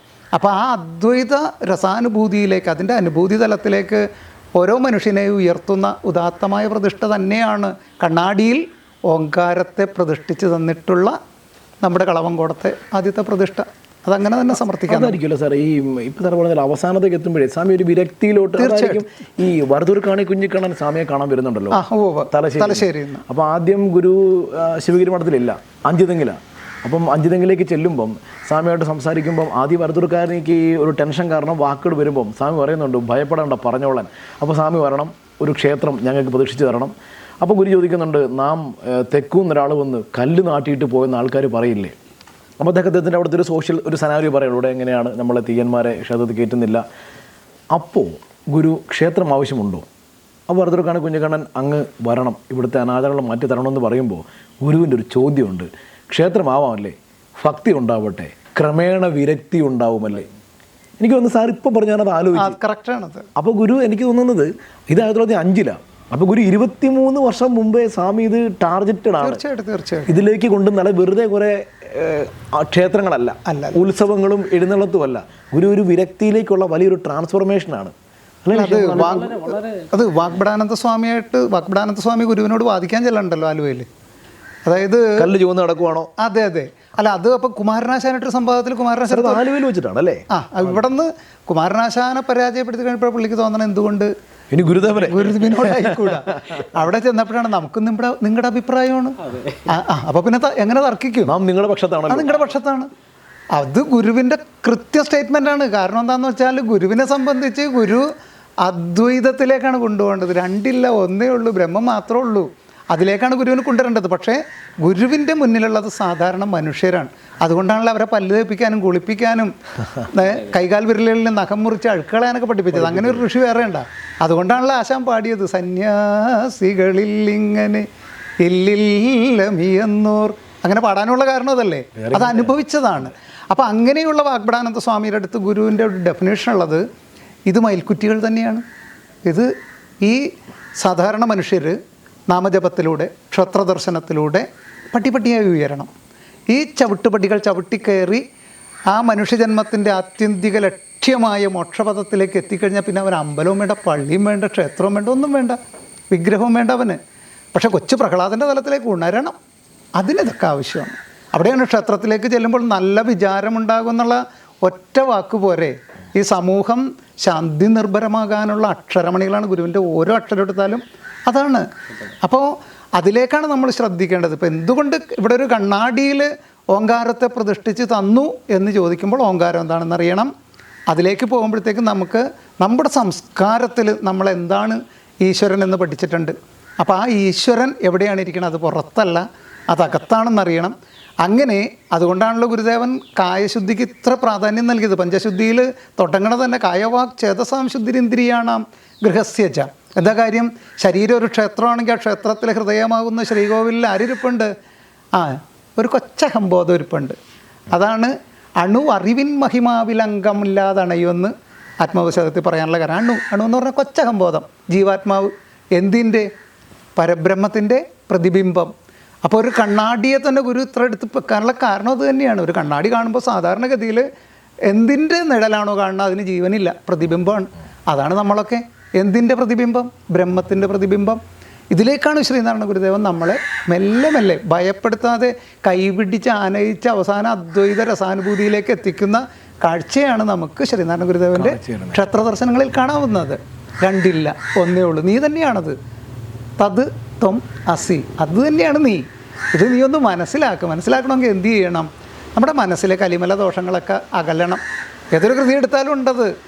ദൈവമേ നിനക്ക് നീയും ഞാനും ഒന്നു തന്നെയെന്ന് കൈവരുന്നതിന്നിതന്നി അടിയനില്ല കാക്ഷിതം. സദാശിവ ദർശനത്തിൽ പറയുന്നുണ്ട്, നീയും ഞാനും ഞാനും നീയും ഞെരുക്കെ കലരുവതിനരുൾ തന്മയാം നിന്നടിത്താർ തേനുൾ തൂകുന്ന മുത്തുക്കുടം അടിയനടക്കിയിടുമച്ചിൽ കൊഴുന്തേ.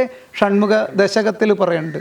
അങ്ങനെയുള്ള ശ്രീനാരായണ ഗുരുദേവൻ നമ്മളോട് നീ ദൈവമാണെന്ന് ഇങ്ങനെ അടിച്ച് പറഞ്ഞുകൊണ്ടിരിക്കുന്നതിൻ്റെ ഒരു പ്രതിഫലനമായിട്ട്, അല്ലെങ്കിൽ ശ്രീനാരായണ ഗുരുദേവൻ്റെ ക്ഷേത്രപ്രതിഷ്ഠകളുടെ പരിസമാപ്തിയിൽ എല്ലാറ്റിൻ്റെയും ആകെത്തുകയായിട്ട് അറിവിൻ്റെ ഒരു മഹാദീപസ്തംഭമായിട്ട് തന്നെയാണ് കണ്ണാടി പ്രതിഷ്ഠ നമുക്ക് തന്നതെന്നുള്ളതാണ് എൻ്റെ അഭിപ്രായം, എൻ്റെ കാഴ്ചപ്പാടതാണ്. അന്ന് ഭദ്രക്കാട് പറഞ്ഞ അവസാന വിരക്തിയിലേക്ക് എത്തും. അതെ, സാർ ഇപ്പോൾ പറഞ്ഞ ഇതെല്ലാം കഴിഞ്ഞ് അതെ അടുത്ത ലെവലിലെത്തി. അപ്പോൾ സാർ നമ്മളിപ്പോൾ ഒരു സ്ഥലത്തേക്ക് പോകണമെങ്കിൽ നമ്മളൊരു ഉപാധിക്ക് ഒരു വണ്ടിക്കകത്ത് കയറണം, ഡെസ്റ്റിനി. അതെ. അപ്പോൾ ഈ ട്രാവലിനുള്ളൊരു മോഡ് ഓഫ് ട്രാൻസ്പോർട്ട് മാത്രമാണ് ഈ പ്രതിഷ്ഠകളൊക്കെ തന്നെ. നമുക്ക് അങ്ങനെ ചിന്തിക്കേണ്ടി വരും. തീർച്ചയായിട്ടും. അല്ല, ഗുരുവിനെ നമ്മൾ പഠിക്കുമ്പോൾ വളരെ വ്യത്യസ്തമായിട്ടുള്ള ഏത് രീതിയിൽ നമ്മൾ നോക്കിയാലും ഭയങ്കര മറ്റൊരാളിൽ നിന്നും എൻ്റർലി ഡിഫറെൻ്റ് ആണ് ശ്രീനാരായണ ഗുരുദേവൻ എല്ലാ കാര്യത്തിലും. നമ്മളല്ലേ ഏത് കാര്യം എടുത്താലും ഒരു കുഞ്ഞു പോയിന്റ് പോലും എടുത്താലും അതിൽ നിന്നും വളരെ വ്യത്യസ്തമാണ് ഓരോന്നും. ഇപ്പൊ സാറ് ഈ ലാസ്റ്റ് പറഞ്ഞ പോയിന്റ് നമ്മൾ എടുത്താലേ പിന്നെ വിവാദങ്ങളിലേക്കാവും. കാരണം സത്യത്തിൽ ഗുരു അല്ല അത് നമ്മൾ ചിന്തിക്കേണ്ട ഒരു പോയിന്റ് സാറ് പറഞ്ഞു. ഇപ്പൊ ഇത് ഇങ്ങനെ വന്ന് ഇതൊന്നുമില്ല. അവന് ഭക്തി ഇതും വേണ്ട, ആരാധന വേണം, അവൻ ആ ലെവലിലേക്ക് എത്തി. പക്ഷെ നമ്മൾ അവിടെ നിൽക്കുക, നമ്മൾ ഈ എഴുന്നള്ളത്തും അല്ല സാറേ വെടിക്കെട്ടുകളും തീർച്ചയായിട്ടും ഉത്സവങ്ങളിലേക്കും നമ്മൾ ആ ഒരു ട്രാൻസ്ഫോർമേഷൻ്റെ ഒരു 6-7 സ്റ്റോപ്പ് കഴിഞ്ഞിട്ട് വണ്ടി പിന്നെ പോയിട്ടില്ല. വണ്ടി അവിടെ നിൽക്കുമെന്ന് തോന്നി, ആ അപ്പുറത്തോട്ട് പോകുന്നില്ല. നമ്മളിപ്പോൾ ഓരോ തവണ ഉള്ള ഉത്സവത്തിൻ്റെ അടുത്തൊരു ഉത്സവത്തിലേക്ക് നമ്മൾ പോകുന്നു. എനിക്ക് തോന്നുന്നത് ഈ പറഞ്ഞിട്ടുള്ള ഓംകാര പ്രതിഷ്ഠകളിൽ പോലും നമുക്കൊരു പരിധിക്കുള്ളത് പറയാനും പറ്റും. അവിടെ ഉള്ള ആളുകളാണ്. സ്വാമിയുടെ ആ ലക്ഷ്യത്തിലോട്ട് നമ്മൾ എത്തുന്നില്ലെന്ന് തോന്നുന്നല്ലോ സാർ? അല്ല, അതിന് ഇനിയും കാലങ്ങളെടുക്കും. കാരണം ഒരു 1-2 തലമുറകൾക്ക് അപ്പുറത്ത് വരും ഇത്. കാരണം വെച്ചാൽ ഞാൻ എൻ്റെ കുട്ടികൾക്ക്, ഞാൻ ബാലയനം ക്ലാസ്സിൽ ക്ലാസ് കൊടുക്കുമ്പോൾ ഞാൻ പറയും, നിങ്ങൾ ഏതെങ്കിലും ക്ഷേത്രത്തിൻ്റെയൊക്കെ ഭാരവാഹികളാകുമ്പോൾ തീർച്ചയായിട്ടും മക്കളെ, ഗുരു 1912 പറഞ്ഞ 2 കാര്യമുണ്ട്. സാധിക്കുമെങ്കിൽ അത് നിങ്ങൾ നടപ്പിൽ വരുത്തണം. സാധിക്കുമെങ്കിൽ എന്ന് ഞാനിപ്പോൾ പറയണത് ഇന്നത്തെ അന്തരീക്ഷത്തിൽ നിന്നിട്ടാണ്. നിങ്ങൾക്ക് സാധിക്കുമെന്ന് ഞാൻ എൻ്റെ മക്കളോട് പറഞ്ഞു കൊടുക്കാറുണ്ട്. കാരണം ഈ 2 കരി അപകടമാണെങ്കിൽ നമുക്കെന്തിനാ അത്? ധനം ദുർവ്യയം ചെയ്യരുതെന്നുള്ള ശ്രീനാരായണ ഗുരുദേവനെ പോലെ സാമ്പത്തിക ശാസ്ത്രത്തിൽ ഇത്രയേറെ കണിശത പാലിക്കുന്ന ഒരു സമ്പന്നമായ സാമ്പത്തിക ശാസ്ത്രം നമുക്ക് തന്നിട്ടുള്ള ഋഷിയാണ് ശ്രീനാരായണ ഗുരുദേവൻ. അപ്പോൾ ആർജിക്കുന്ന ധനം അവിടുത്തെ ആ ക്ഷേത്രത്തിന് സമീപത്തുള്ളവരായിട്ടുള്ള നിർധനരായ കുട്ടികളുടെ വിദ്യാഭ്യാസത്തിന് ചെലവാക്കണമെന്ന് പറഞ്ഞു വെച്ച ഋഷിയാണ്. ക്ഷേത്രങ്ങളിൽ ആർഭാടത്തിന് വേണ്ടിയിട്ട് ഇത്തരം അലങ്കാരങ്ങൾ അപകടം പിടിച്ചത് അതാണ് ഏറ്റവും വലിയ പ്രശ്നം. മനുഷ്യജീവൻ എടുക്കുന്ന സംഭവങ്ങളാണ് രണ്ടും. അപ്പോൾ അതിനെയൊക്കെ മാറ്റണം. നിർഭാഗ്യവശാൽ ഇന്ന് അതിന് വിപിൻ പറഞ്ഞതുപോലെ അതിലേക്ക് നമ്മൾ വളരാൻ ഇപ്പോഴും വൈമനസ്യം കാണിച്ചുകൊണ്ട് നിൽക്കുന്ന ഒരു തലമുറയിൽ ഇപ്പം നമ്മളുള്ള കൂടെ ഉള്ളത് അതാണ്. അപ്പോൾ അതിൽ നിന്ന് മാറ്റം വരണം. കാരണം ഇത് എന്തുകൊണ്ട് നമുക്ക് പ്രോഫിറ്റബിൾ ആകുന്നില്ല എന്നുള്ള ഒരു ചിന്ത വരണമെങ്കിൽ ഈ ധനം 2 ലക്ഷം 3 ലക്ഷം ഒക്കെ കൊടുത്തിട്ട് ആനയൊക്കെ കൊണ്ടുവന്ന് വരണമെങ്കിലും വേണ്ടില്ല. അപ്പം അത്രയും പണം നമുക്ക് വളരെ സമൂഹത്തിന് ഗുണപരമായ മറ്റു പ്രവർത്തനങ്ങളിലേക്ക് വഴിമാറ്റി ചെലവഴിച്ചൂടെ? ഗുരു ഇതല്ലേ ആവശ്യപ്പെട്ടത് ഒരു നൂറ്റാണ്ട് മുമ്പ്. നമുക്കത് പറയാൻ പറ്റും. ഗുരുമാർഗ പ്രണയതാരം ഷൂട്ട് ചെയ്യാനായിട്ട് തൃപ്പാദങ്ങൾ പ്രതിഷ്ഠിച്ച പല ക്ഷേത്രങ്ങളിൽ ഞാനും അനീഷോടെ ക്യാമറ നോക്കി കയറി ചെല്ലുമ്പോൾ വലിയ സീറിനൊക്കെ അവിടെ ഇരിക്കും എന്നൊക്കെ പറഞ്ഞിട്ട് ഞങ്ങളുടെ പോലും കഴിഞ്ഞ തവണ 41 ആനയായിരുന്നു. അല്ല, അത് വരട്ടെ. അപ്പോൾ അവരിപ്പോൾ ഇന്നത്തെ ഭാരവാഹികൾ അതിന് മുമ്പുള്ളതിനെ കുറച്ചുകൂടി മെച്ചമാക്കി ചെയ്തു പോരണം. പക്ഷെ ചിലപ്പോൾ അവർക്കും ഈ ഗുരുവിൻ്റെ സന്ദേശം എത്തിയിട്ടുണ്ടാവില്ല എന്ന് എനിക്ക് തോന്നണം. കാരണം ശ്രീനാരായണ ഗുരുദേവ നാമധേയത്തിൽ പ്രവർത്തിക്കുന്ന സ്ഥലങ്ങളിലും ഇതുണ്ട് എന്ന് പറയുമ്പോൾ അവർ പഠിക്കണമെന്നാണ് എൻ്റെ അഭിപ്രായം. അവരും അറിയണം, പഠിക്കണം, ഒപ്പം ചിന്തിക്കട്ടെ. നമുക്ക് സ്വയം ബോധ്യം വരട്ടെ. ഈ ചെയ്യുന്നതും പറയുന്നതും ശരിയെന്ന് ബോധ്യമുണ്ടെങ്കിൽ ചെയ്യട്ടെ. കാരണം അതുകൊണ്ട് ഇപ്പോൾ ഒരു 4 ലക്ഷം 6 ആനേനെ പ്രതിഷ്ഠിക്കുകയാണെങ്കിൽ അവിടെ എഴുന്നള്ളിക്കുമ്പോഴത്തേക്ക് ഒരു 18 ലക്ഷം രൂപ ചിലവാകുന്നുവെങ്കിൽ അതെന്തുകൊണ്ട് ഇപ്പം മാറി തുടങ്ങിയിട്ടുണ്ട്. ഇപ്പോൾ പൂത്തോട്ട ക്ഷേത്രത്തിലൊക്കെ ഇത്തവണ വലിയ മാറ്റമാണ്. അപ്പോൾ അതൊക്കെ നമുക്ക് സ്വാഗതാർഹമല്ലേ അത്തരം പ്രവൃത്തികൾ? ഉണ്ണിച്ചേട്ടനും അരുൺകാന്തും ഒക്കെ വളരെ സിസ്റ്റമാറ്റിക്കാണ് 10-14 വീട് വെച്ച് കൊടുത്തു തോന്നുന്നു. ഇതൊക്കെ കാലം തെളിയിക്കുന്നേ. ഗുരുവിൻ്റെ എല്ലാ കാര്യങ്ങളും കാലം അതിന് കൃത്യമായിട്ട് കണക്ക് വെച്ചിട്ടേ മുന്നോട്ട് പോയിട്ടുള്ളൂ. നമ്മളൊക്കെ എത്ര സാറ് പറഞ്ഞ പോലെ ഈ വർഷം 30 ആണെങ്കിൽ അടുത്ത വർഷം 40, 50 ഒക്കെ ആയാലും അതിനടുത്ത വർഷം 0യിലേക്ക് വരുന്ന ഒരു കാലം വിദൂരമൊന്നുമല്ല. ഗുരുവിൻ്റെ ഒരു എല്ലാ കാര്യങ്ങളിലും അങ്ങനെയാണ്. നമ്മളങ്ങനെ ശുഭാപ്തി വിശ്വാസത്തോട് തന്നെയാണ്. തീർച്ചയായിട്ടും. ഞാനിപ്പോൾ ബാലയനം ക്ലാസ്സിൻ്റെ കാര്യം പറഞ്ഞതാ. ഇപ്പോൾ രവിവാര പാഠശാലകളിൽ നമുക്ക് വളർന്നു വരുന്ന കുഞ്ഞുമക്കളാണ്. നാളെ അവരാണിത് നയിക്കേണ്ടവർ. അപ്പോൾ അവരുടെ അടുത്ത് നമ്മൾ കൊടുക്കുന്ന മെസ്സേജ് തീർച്ചയായിട്ടും ഇങ്ങനൊരു സന്ദേശമുണ്ട്. ഇത് നിങ്ങളും സ്വയം ബോധ്യപ്പെട്ടോളൂ. ഇപ്പോൾ നമുക്കറിയാം ഈ ഒരു ശാസ്ത്രം എന്ന് പറയുന്നത് ഒരു ഗവേഷണം എടുത്തു കഴിഞ്ഞാൽ 2 ഘടകങ്ങളുണ്ടല്ലോ. സിദ്ധാന്തമുണ്ട്, പ്രയോഗമുണ്ട്. തിയറിയും പ്രാക്ടിക്കലും ഉണ്ട്. അപ്പോൾ ഒരു വ്യക്തി ഒരു വിഷയം എടുത്തിട്ട് അയാൾ സിദ്ധാന്തങ്ങളൊക്കെ പ്രയോഗിച്ച് പഠിച്ച് അയാൾ പരീക്ഷണശാലകളിൽ അതിൻ്റെ പരീക്ഷണങ്ങളൊക്കെ നടത്തി സ്വയം ബോധ്യപ്പെട്ട് കഴിയുമ്പോൾ അയാൾക്ക് ആ സിദ്ധാന്തങ്ങൾ മറ്റുള്ളവർക്ക് പഠിപ്പിച്ചു കൊടുക്കാൻ സാധിക്കും. ഒപ്പം അത് പരീക്ഷണശാലകളിൽ പ്രാക്ടിക്കലായിട്ടും പരീക്ഷണ നിരീക്ഷണങ്ങളിലൂടെ അയാൾക്ക് സുഖമായിട്ട് ബോധ്യപ്പെടുത്താം. ഇത് ഭൗതിക ശാസ്ത്രത്തിൽ ഒരു പരിശ്രമവും വേണ്ട, വലിയ ബുദ്ധിമുട്ടില്ലാണ്ട് ചെയ്യാൻ പറ്റും. ആത്മീയശാസ്ത്രത്തിൽ നടക്കുമോ? നടക്കില്ല. എന്താ കാര്യം?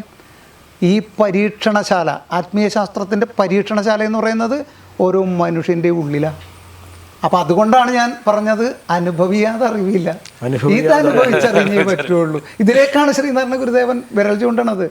അതൊക്കെ തന്നെയാണ് ഈ പ്രതിഷ്ഠയുടെയൊക്കെ താല്പര്യം. തത്വമസിയാണെന്ന് ഞാൻ പറയാനുള്ള കാരണം ഇത് തന്നെയാണ്. ഈ ലോകത്തെക്കുറിച്ച്, എന്നെക്കുറിച്ച് എനിക്ക് അറിയണമെങ്കിൽ ഞാൻ ആരാണെന്ന് അറിയണം. രസകരമായൊരു റിവേഴ്സ് ഓർഡറിലൊരു യാത്ര അതും കൂടി പറഞ്ഞുകൊണ്ട് ഞാൻ ഉപസംഹരിക്കാം. കാരണം എന്താണെന്ന് വെച്ചാൽ, ഞാൻ ആരാണെന്ന് എന്നോട് ചോദിച്ചു കഴിഞ്ഞാൽ എനിക്ക് എന്തായിരിക്കും പറയാൻ പറ്റുക? ഞാൻ അമ്മയുടെ ഗർഭപാത്രത്തിൽ നിന്ന് വന്നു. അതെങ്ങനെ സംഭവിച്ചു? അത് അച്ഛൻ്റെ ബീജവും അമ്മയുടെ രക്തവും കൂടി കലർന്നിട്ടാണ് സംഭവിച്ചത്. ശാസ്ത്രമാണ്. അതെങ്ങനെ സംഭവിച്ചു? അവർക്കെങ്ങനെ ഇതിനുള്ള ശക്തി കിട്ടിയത്? അവർ ആഹാരം കഴിച്ചു. അന്നത്തിൽ നിന്നാണ് അവർക്ക് ഈ ഊർജ്ജം ലഭിച്ചത്. അന്നം എവിടെ നിന്നുണ്ടായി? അന്നം മഴയിൽ നിന്നുണ്ടായി. മഴ എവിടെ നിന്നുണ്ടായി? മഴ അഗ്നിയിൽ നിന്നുണ്ടായി. അഗ്നി എവിടെ നിന്നുണ്ടായി?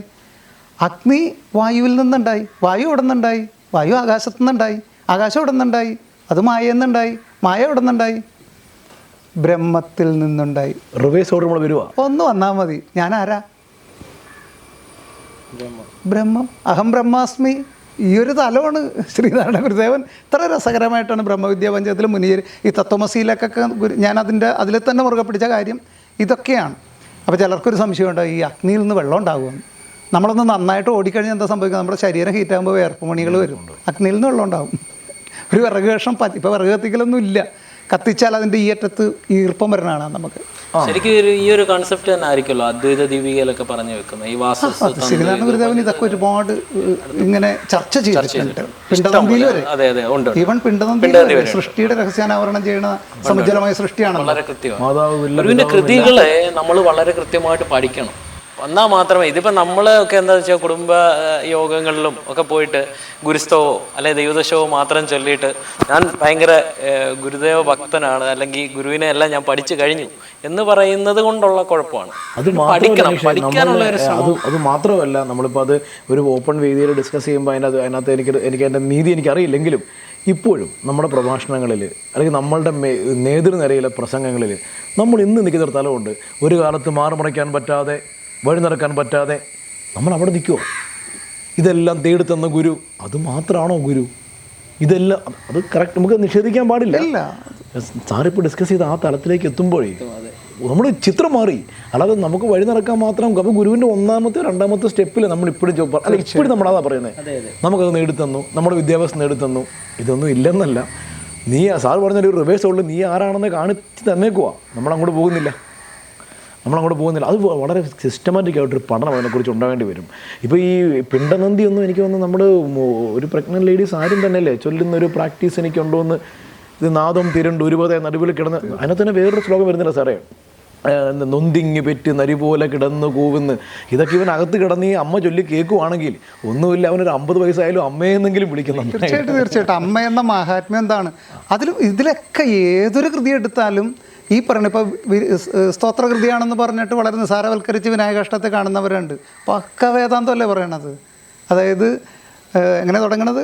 നമദേവവൃന്ദം ലസദ്വേദകന്ധം ശിരശ്രീമതിന്ദും ശ്രിതശ്രീമുകുന്ദം. വേദത്തിൻ്റെ കാമ്പായി പ്രകാശിക്കും. ഈ വേദത്തെ വ്യാഖ്യാനിക്കാതെ അവിടെ നിന്ന് ഇങ്ങോട്ട് പോരാൻ പറ്റുമോ വ്യാഖ്യാതാവിന്? 4 വേദങ്ങളെയും 1180 ഉപനിഷത്തുകളെയും കുറിച്ച് സംസാരിക്കാതെ, അതിനെക്കുറിച്ച് പഠിക്കാതെ എങ്ങനെ വിനായകകൃഷ്ണത്തിൻ്റെ ആദ്യത്തെ വരിയിൽ നിന്ന് ഇറങ്ങി പോരാൻ പറ്റണത്? അതിൻ്റെ ഇപ്പുറത്തേക്ക് വരുമ്പോൾ അദ്വൈതത്തിൻ്റെ ഒരു കാഴ്ച കാണിച്ചു തരണല്ലേ. ജടാഹീന്ദ്രകുന്തം. വിനായകൻ്റെ ഒരു പടത്തിൽ, ഏതെങ്കിലും ഒരു പടത്തിൽ നമ്മൾ തലയിൽ സർപ്പം വെച്ചിട്ടുള്ള അമ്പിളിക്കല ചൂടിയ ഏതെങ്കിലും വിനായകനെ കണ്ടിട്ടുണ്ടോ? പക്ഷേ ഗുരു എന്താ പറഞ്ഞത്? ജടാഹീന്ദ്രകുന്തം. ജടയിൽ സർപ്പശ്രേഷ്ഠനായ വാസുകിയെ ധരിച്ചിട്ടുള്ള വിനായകനെയാണ് കാണിച്ചു തന്നെ. എന്താ കാര്യം? ശിവനും ഗണപതിയും മുരുകനും ഒന്ന് തന്നെയാണെന്ന അദ്വൈത വേദാന്തത്തിൻ്റെ ആ പരമസീമയിലേക്ക് ഉയർത്തുകയാണ് നമ്മളെ. ഇനി അതുതന്നെയാണല്ലോ തൂമത്തിങ്കൾക്കിടാവും തിരുമുടിയിടയിൽ പാമ്പെലുമ്പും വരാറും ശ്രീമച്ചമ്പൻ മുടിക്കൽ തിരുവൊളി ചിതറിച്ചെന്തു മന്ദിച്ചുവപ്പും നാമപ്പൊട്ടിട്ടിണങ്ങും നെറുക ചെറുപിറക്കീറു കാർവില്ലു വെല്ലുന്ന ഓമൽ പൂഞ്ചില്ലി വല്ലിക്കൊടിയും അടിയനുൾ കൺമുനക്കെന്നു കാണാം. മുരുകൻ്റെ തലയിൽ അമ്പിളിക്കല, എലുമ്പ്, അസ്ഥി അല്ലേ, ദേവഗംഗ എല്ലാം ഉമ്പരാറ് ദേവഗംഗയൊക്കെ കാണിച്ചു തരാണ്. അപ്പോൾ ഇവിടെ നമ്മൾ ജീവിതത്തിൽ കണ്ടിട്ടില്ല മുരുകൻ്റെ തലയിൽ ചന്ദ്രകലയും ദേവഗംഗയും. ഒരു പടത്തിലും കണ്ടിട്ടില്ല, ഒരു വിഗ്രഹത്തിലും കണ്ടിട്ടില്ല. ഗണപതിക്ക് ഒരു 32ഓളം രൂപങ്ങൾ വേറെ പറയുന്നുണ്ട്. അപ്പോൾ അതിലും പാമ്പിനെ ഒന്നും അങ്ങനെ കണ്ടിട്ടില്ല.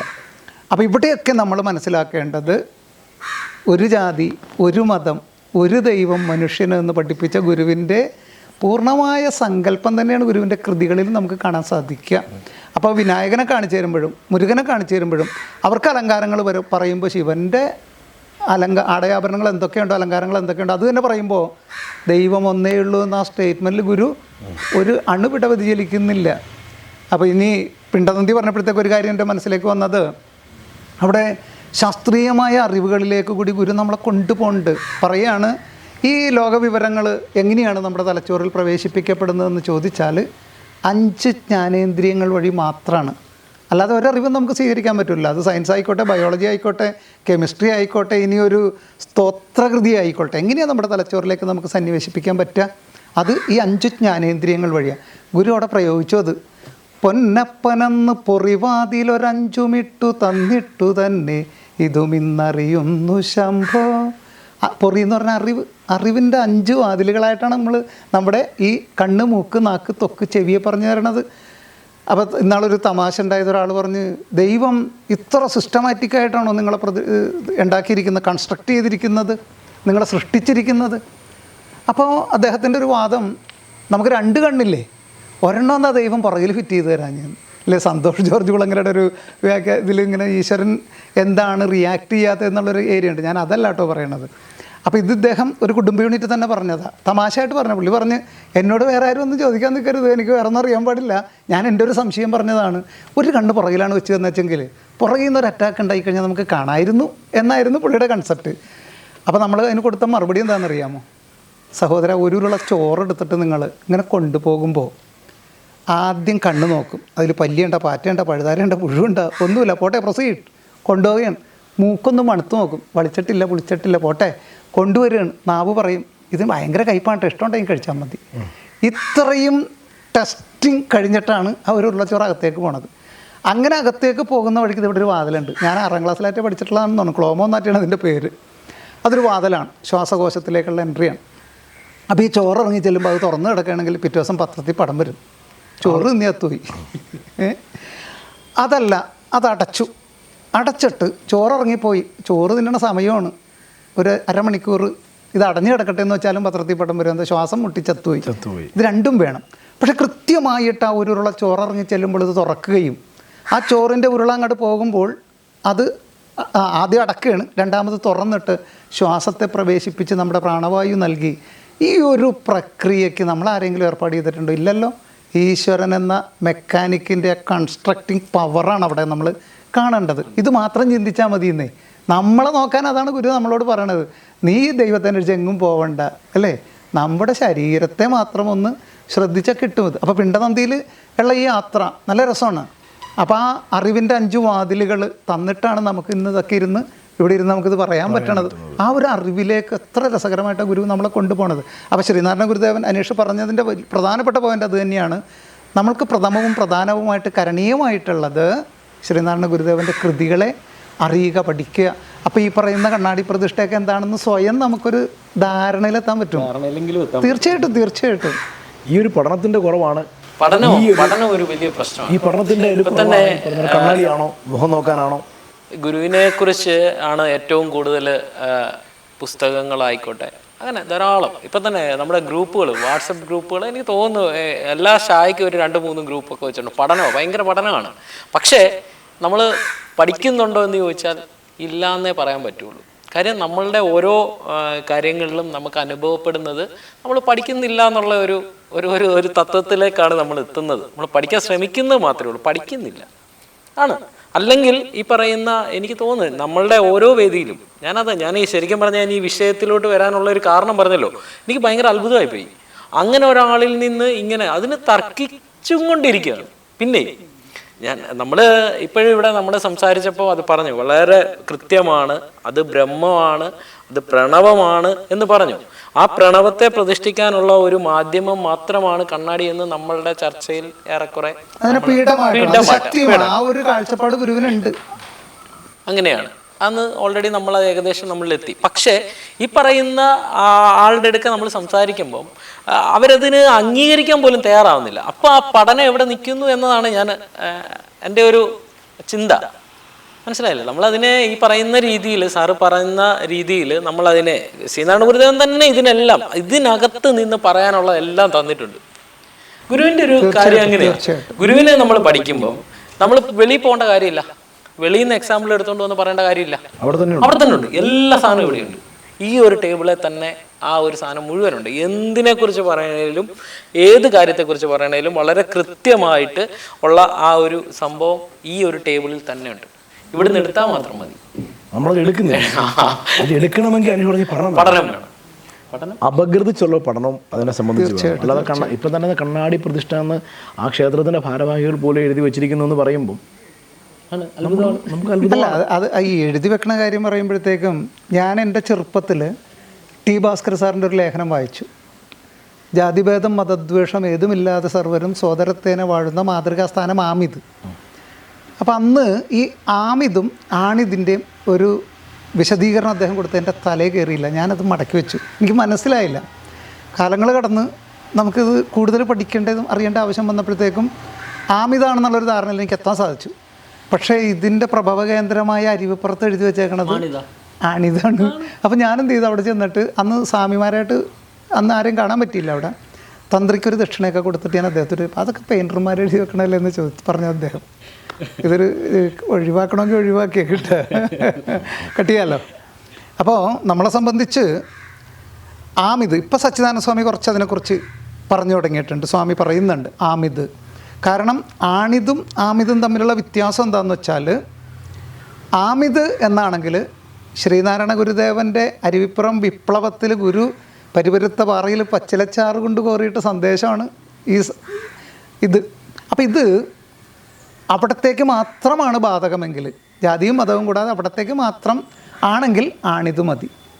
ആമിതെന്നായാൽ ഇനി തുടർന്നങ്ങോട്ട് ഗുരുവിൻ്റെ നാമധേയത്തിൽ സംസ്ഥാപനം ചെയ്യപ്പെടാൻ സാധ്യതയുള്ള ഏതിടങ്ങളിലും ജാതിഭേദവും മതദ്വേഷവും കൂടെ എല്ലാവർക്കും കടന്നു ചെല്ലാൻ പറ്റണം. അതാണ് ആമിതും ആണിതുമായിട്ട് ഭാസ്കർ സാർ വളരെ ക്ലിയറായിട്ട് അത് കുറിച്ചും തന്നിട്ടുണ്ട്. ആണിത് ആകുമ്പോൾ പർട്ടിക്കുലർ ഒരു പോയിൻ്റായി ഒറ്റ സംഭവം അതിന് മാത്രം ബാധകമാണ്. മറ്റത് അങ്ങനെയല്ല. ഇനി അങ്ങോട്ടുള്ള ശ്രീനാരായണ ഗുരുദേവ നാമധേയത്തിലുള്ള ഏതൊരു സംസ്ഥാപനത്തിലേക്കും നമുക്ക് കടന്നിയല്ല. അവിടെ ആർക്കും കടന്നിയല്ല. എങ്ങനെ? ഗുരുവിൻ്റെ ഒരു മെത്തഡോളജി ആയി. തീർച്ചയായിട്ടും മുന്നോട്ട് ഇങ്ങനെ ആയിരിക്കും. ഇതാണ് സിസ്റ്റം. ആമിത് അതാണ് ഭാസ്കർ സാർ അതിൽ എഴുതി വെച്ച് തന്നത്. പക്ഷേ ഞാൻ പറഞ്ഞില്ലേ, ഒറ്റ വായനയിൽ നമുക്കത് തലയിൽ കയറിയില്ല. കാലങ്ങളെടുത്തു ഞാനിത് ഉൾക്കൊള്ളാൻ. പക്ഷേ ഇപ്പോൾ സച്ചിദാനന്ദ സ്വാമി ഇത് പ്രസംഗിക്കുന്നുണ്ട് പല വേദികളിലും. ആമിതെന്ന് അങ്ങനെയാണ് ഞാൻ കേട്ടത്. ഞാൻ നേരിട്ട് കേട്ടിട്ടില്ല കേട്ടോ സച്ചിദാനന്ദ സ്വാമി. പക്ഷേ പറയുന്നുണ്ട് എന്ന് എൻ്റെ അടുത്ത് ആലുവ ദ്വൈതാശ്രമത്തിൽ വെച്ചിട്ട് ഞാൻ നമ്മുടെ അഭയനോട് പറഞ്ഞു, നിങ്ങൾ ഗുരുധർമ്മ പ്രചരണ സഭയുടെ ആൾക്കാരൊക്കെ ഇങ്ങനെയുള്ള കാര്യങ്ങളൊക്കെ ഒന്ന് കറക്റ്റ് ചെയ്യണം. നമുക്കൊരു ഏകീകൃത സ്വഭാവം വരട്ടെ. അപ്പോൾ പഠനത്തിൽ വൈരുദ്ധ്യം ഉണ്ടാവില്ല. അത് പറയുമ്പോഴാണ് ഏറ്റവും വലിയ പ്രശ്നം. നമ്മൾ ശ്രീനാരായണ ഗുരുദേവൻ്റെ ഈ പ്രാവശ്യം നടക്കാൻ പോകുന്നത് 171ാമത് ജയന്തി. 171ാമത് ജയന്തിയാണ്.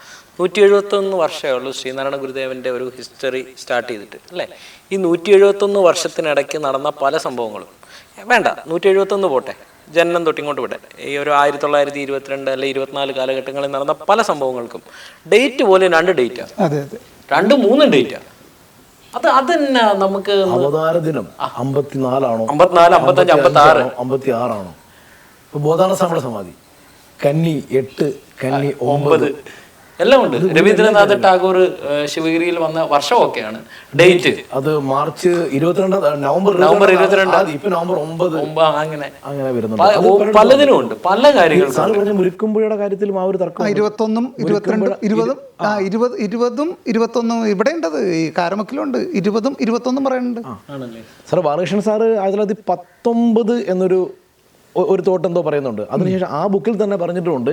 എന്നാൽ കുമാരനാശാൻ ഇളയ മകൻ്റെ ചൂറൂണിന് ഗുരുവിനെ ക്ഷണിക്കാൻ 21 ശിവഗിരി ചെല്ലുമ്പോൾ മുരിക്കുമ്പുഴക്കാർ ഗുരുവിനെ പ്രതിഷ്ഠയ്ക്ക് ക്ഷണിക്കാൻ വന്നത് കണ്ടതായിട്ട് കുമാരനാശാന്റെ ഡയറിയിൽ പറയുന്നതായിട്ടൊരു സംഭവം. അല്ല, അതിൽ വലിയൊരു സംഭവം കൂടിയുണ്ട്. മുരിക്കുമ്പുഴയിലെ പ്രതിഷ്ഠയ്ക്ക് ഗുരുദേവൻ നേരിട്ട് എഴുന്നള്ളി കുമാരനാശാനെ കൂട്ടിക്കൊണ്ടുകൊണ്ട് തോന്നിക്കുന്നു.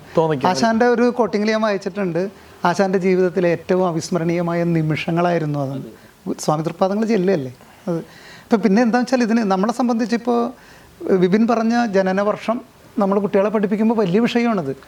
അപ്പോൾ നമ്മളെ സംബന്ധിച്ച് ശ്രീനാരായണ ഗുരുദേവൻ്റെ ആദ്യത്തെ ഒരു തപാൽ സ്റ്റാമ്പിൽ പ്രത്യക്ഷപ്പെടുന്ന മലയാളി എന്നുള്ള ആ ഒരു ഇത് വെച്ചിട്ടായിരിക്കും 1967 അന്നത്തെ പ്രധാനമന്ത്രി ഇന്ദിരാഗാന്ധിയാണ് തപാൽ സ്റ്റാമ്പ് പ്രകാശനം ചെയ്യുന്നത്. 15 പൈസയാണ് അതിൻ്റെ അന്നത്തെ വില ഒക്കെ നമുക്കറിയാം. എന്തുകൊണ്ട് ശിവഗിരി സന്യാസി മഠം അംഗീകരിച്ച ആ വർഷം നമുക്കെല്ലാവർക്കും അംഗീകരിച്ചുകൂടാ? ശരിക്ക് അവരും ചിലപ്പോൾ ഒരു അന്നത്തെ കാലത്തുള്ള ഇതിനെക്കുറിച്ച് ചിന്തിച്ച തത്വജിജ്ഞാസുക്കൾ ഒരു തീരുമാനത്തിലെത്തിയതായിരിക്കില്ലേ? അപ്പോൾ അതിനെ അംഗീകരിച്ചു കഴിഞ്ഞാൽ പ്രശ്നം തീരും അവിടെ. കാരണം വെച്ചാൽ ആർക്കും ചിലപ്പോൾ ഉറപ്പൊന്നും ഉണ്ടാവില്ല, ഇത് പറഞ്ഞവർക്കും ഉറപ്പുണ്ടാവില്ല ഗുരുവിൻ്റെ അവതാരം. പക്ഷേ അങ്ങനെ ഒരു തീരുമാനമെടുത്തു. നമ്മുടെയൊക്കെ ആത്മീയ തലസ്ഥാനമായിട്ടുള്ള ശിവഗിരി മഠം അംഗീകരിച്ച വർഷമാണ് 1855 ഓഗസ്റ്റ് 28 സ്റ്റേറ്റ്മെൻറ്റ് വന്നാൽ മതി. അല്ല, അത് മതി. അപ്പോൾ അതിനെ മറ്റുള്ള ശ്രീനാരായണ ഗുരുദേവൻ്റെ നാമധേയത്തിലുള്ള പ്രസ്ഥാനങ്ങളും സഭകളും സംഘടനകളും ഒക്കെ അംഗീകരിക്കുക എന്നുള്ളൊരു ദൗത്യം. 56 ചില ആളുകൾ വാശി പിടിക്കുന്നത് കേരള PSCക്ക് അവരുടെ ആൻസർ കിക്കാത്ത 56. അല്ല, PSC പലപ്പോഴും 55 കൊടുത്തിട്ടുണ്ട്. അവർ ഒരെണ്ണത്തിൽ ഉറപ്പിച്ച് നിൽക്കുന്ന ആൾക്കാരല്ല ഇവരൊന്നും. ഓരോ പ്രാവശ്യം വരുന്ന എന്തിന് പാഠപുസ്തകങ്ങൾ ഓരോ പ്രാവശ്യം വരുന്ന കരിക്കുലം കമ്മിറ്റി അതിൽ വരുന്നില്ലേ ഈ പ്രിൻ്റ്? ഇപ്പം നമ്മൾ അതിനെക്കുറിച്ച് പറയുമ്പോഴത്തേക്കും വേറെ കുറേ കാര്യങ്ങൾ കൂടെയൊക്കെ പറയേണ്ടി വരും. അതോടെ നിൽക്കട്ടെ. നമ്മളെ സംബന്ധിച്ച് എന്തെങ്കിലും ആയിക്കൊള്ളട്ടെ, ശ്രീനാരായണ ഗുരുദേവൻ്റെ ജനനവർഷം ഇന്ന് ആധികാരികമായിട്ട് പറയാൻ അധികാരമുള്ളൊരു ഇടത്തിൽ നിന്നിട്ടാണ് 1855 ശിവഗിരി മഠം അംഗീകരിച്ച വർഷമാണെന്ന് പറഞ്ഞത്. നമുക്ക് എന്തുകൊണ്ടാണ് അത് സ്വീകരിക്കാൻ പാടില്ലാത്ത എന്നുള്ളതാണ് എൻ്റെ ചോദ്യം. അത് ഇപ്പം ഈ ഒരു ഡേറ്റിൻ്റെ കാര്യത്തിൽ മാത്രമല്ല സാറേ, ഇപ്പം നമ്മളെ സംബന്ധിച്ച് ഇപ്പം ഗുരുകുലമുണ്ട്, ശ്രീനാരായണ ധർമ്മസംഘം ട്രസ്റ്റ് ഉണ്ട്, ഗുരുധർമ്മ പ്രചരണ സഭ അതിൻ്റെ പോഷക സംഘടനയായിട്ടുണ്ട്, SNDP യോഗമുണ്ട്, അല്ലാതെ തന്നെ വിവിധങ്ങളായിട്ടുള്ള ചെറിയ ചെറിയ സംഘടനകളൊക്കെ ഉണ്ട്. ഇവരൊക്കെ എൻ്റെ ഒരു ചെറിയ അറിവിൽ ഞാൻ മനസ്സിലാക്കിയിടത്തോളം ഇപ്പോൾ ഈ ഗുരുപദവുമായിട്ട് ബന്ധപ്പെട്ട് ഇവരുമായിട്ട് എല്ലാവരുമായിട്ടും സഹകരിച്ച് പോകുന്ന ഒരു സംവിധാനം നമുക്കുണ്ട്. എല്ലാവരുമായിട്ടും നമുക്ക് ഇങ്ങനെ ഒരാളുമായിട്ട് പ്രത്യേകിച്ച് ഒരു മമതയോ അല്ലെങ്കിൽ പ്രശ്നങ്ങളോ ഒന്നുമില്ല. എല്ലാവരുമായിട്ട് എല്ലാവരുടെ കാര്യങ്ങളും എല്ലാ ചെറിയ ചെറിയ ഗ്രൂപ്പിൻ്റെ പോലും നമ്മളെല്ലാ കാര്യത്തിലും പോകുന്നുള്ളതുകൊണ്ട് എനിക്ക് മനസ്സിലായ ഒരു കാര്യമാണ്, ശരിയാവാം തെറ്റാവാം, ഇവർ പറയുന്ന ഗുരു അത് മാത്രമാണ് ശരി എന്നുള്ള ഒരു വാശി ഇവർക്കുണ്ട്. അത് ഞാൻ പറഞ്ഞല്ലോ, ഗുരുകുലം ആയാലും ധർമ്മസംഘമായാലും SNDP യോഗമായാലും ഇതാണ് ഏറ്റവും മെയിൻ സ്ട്രീം. ബാക്കി ചെറുത് തൊട്ട് ഇങ്ങോട്ട് വലുതായിട്ട് വരുന്ന എല്ലാവർക്കും അവർ പറയുന്ന പഠിച്ചിട്ടുള്ള ഒരു ഗുരു ഉണ്ടല്ലോ, അത് മാത്രമാണ് ശരി. അതാണ് ശരി എന്നാണേലും കുഴപ്പമില്ല. അത് മാത്രമാണ് ശരി. അതെ അതെ അതെ, അതിന്റെ എക്സ്ട്രീമാണ്. അതെ അതെ, അത് മാത്രമാണ് ഗുരു. അതിനപ്പുറത്തോട്ട് മാറി ഇല്ല. ഇപ്പൊ അത് തന്നെയാണല്ലോ നമ്മളുടെ വേദികളിൽ വന്ന് രാഷ്ട്രീയക്കാരാണെങ്കിൽ പോലും വളരെ കൃത്യമായിട്ട് പറയുന്നു ഗുരു സാമൂഹിക പരിഷ്കർത്താവാണ് എന്ന് പറയുന്നു. ഗുരു സാമൂഹിക പരിഷ്കർത്താവ് മാത്രമാണോ? ആണ്, നമുക്ക് നിഷേധിക്കാൻ ഒരിക്കലും ഇല്ല. നല്ല ഒന്നാന്തരം സാമൂഹിക പരിഷ്കർത്താവ് തന്നെയാണ്. പക്ഷേ അത് മാത്രമാണോ എന്ന് പറഞ്ഞതുപോലെയാണ് ഈ സംഭവം. ഇവരിപ്പോൾ ഏതെങ്കിലും ഒരു ഇപ്പം ഗുരുകുലമാണെങ്കിൽ അത് ഫോളോ ചെയ്യുന്ന ഒരു രീതിയുണ്ട്, ധർമ്മസംഘമാണെങ്കിൽ അതിനൊരു രീതിയുണ്ട്, SNDP യോഗത്തിന് അങ്ങനെ ഒരു രീതിയുണ്ട്, അതിൻ്റെ പോഷക സംഘടനകൾക്ക് അതിൻ്റെതായിട്ടുള്ള രീതിയുണ്ട്.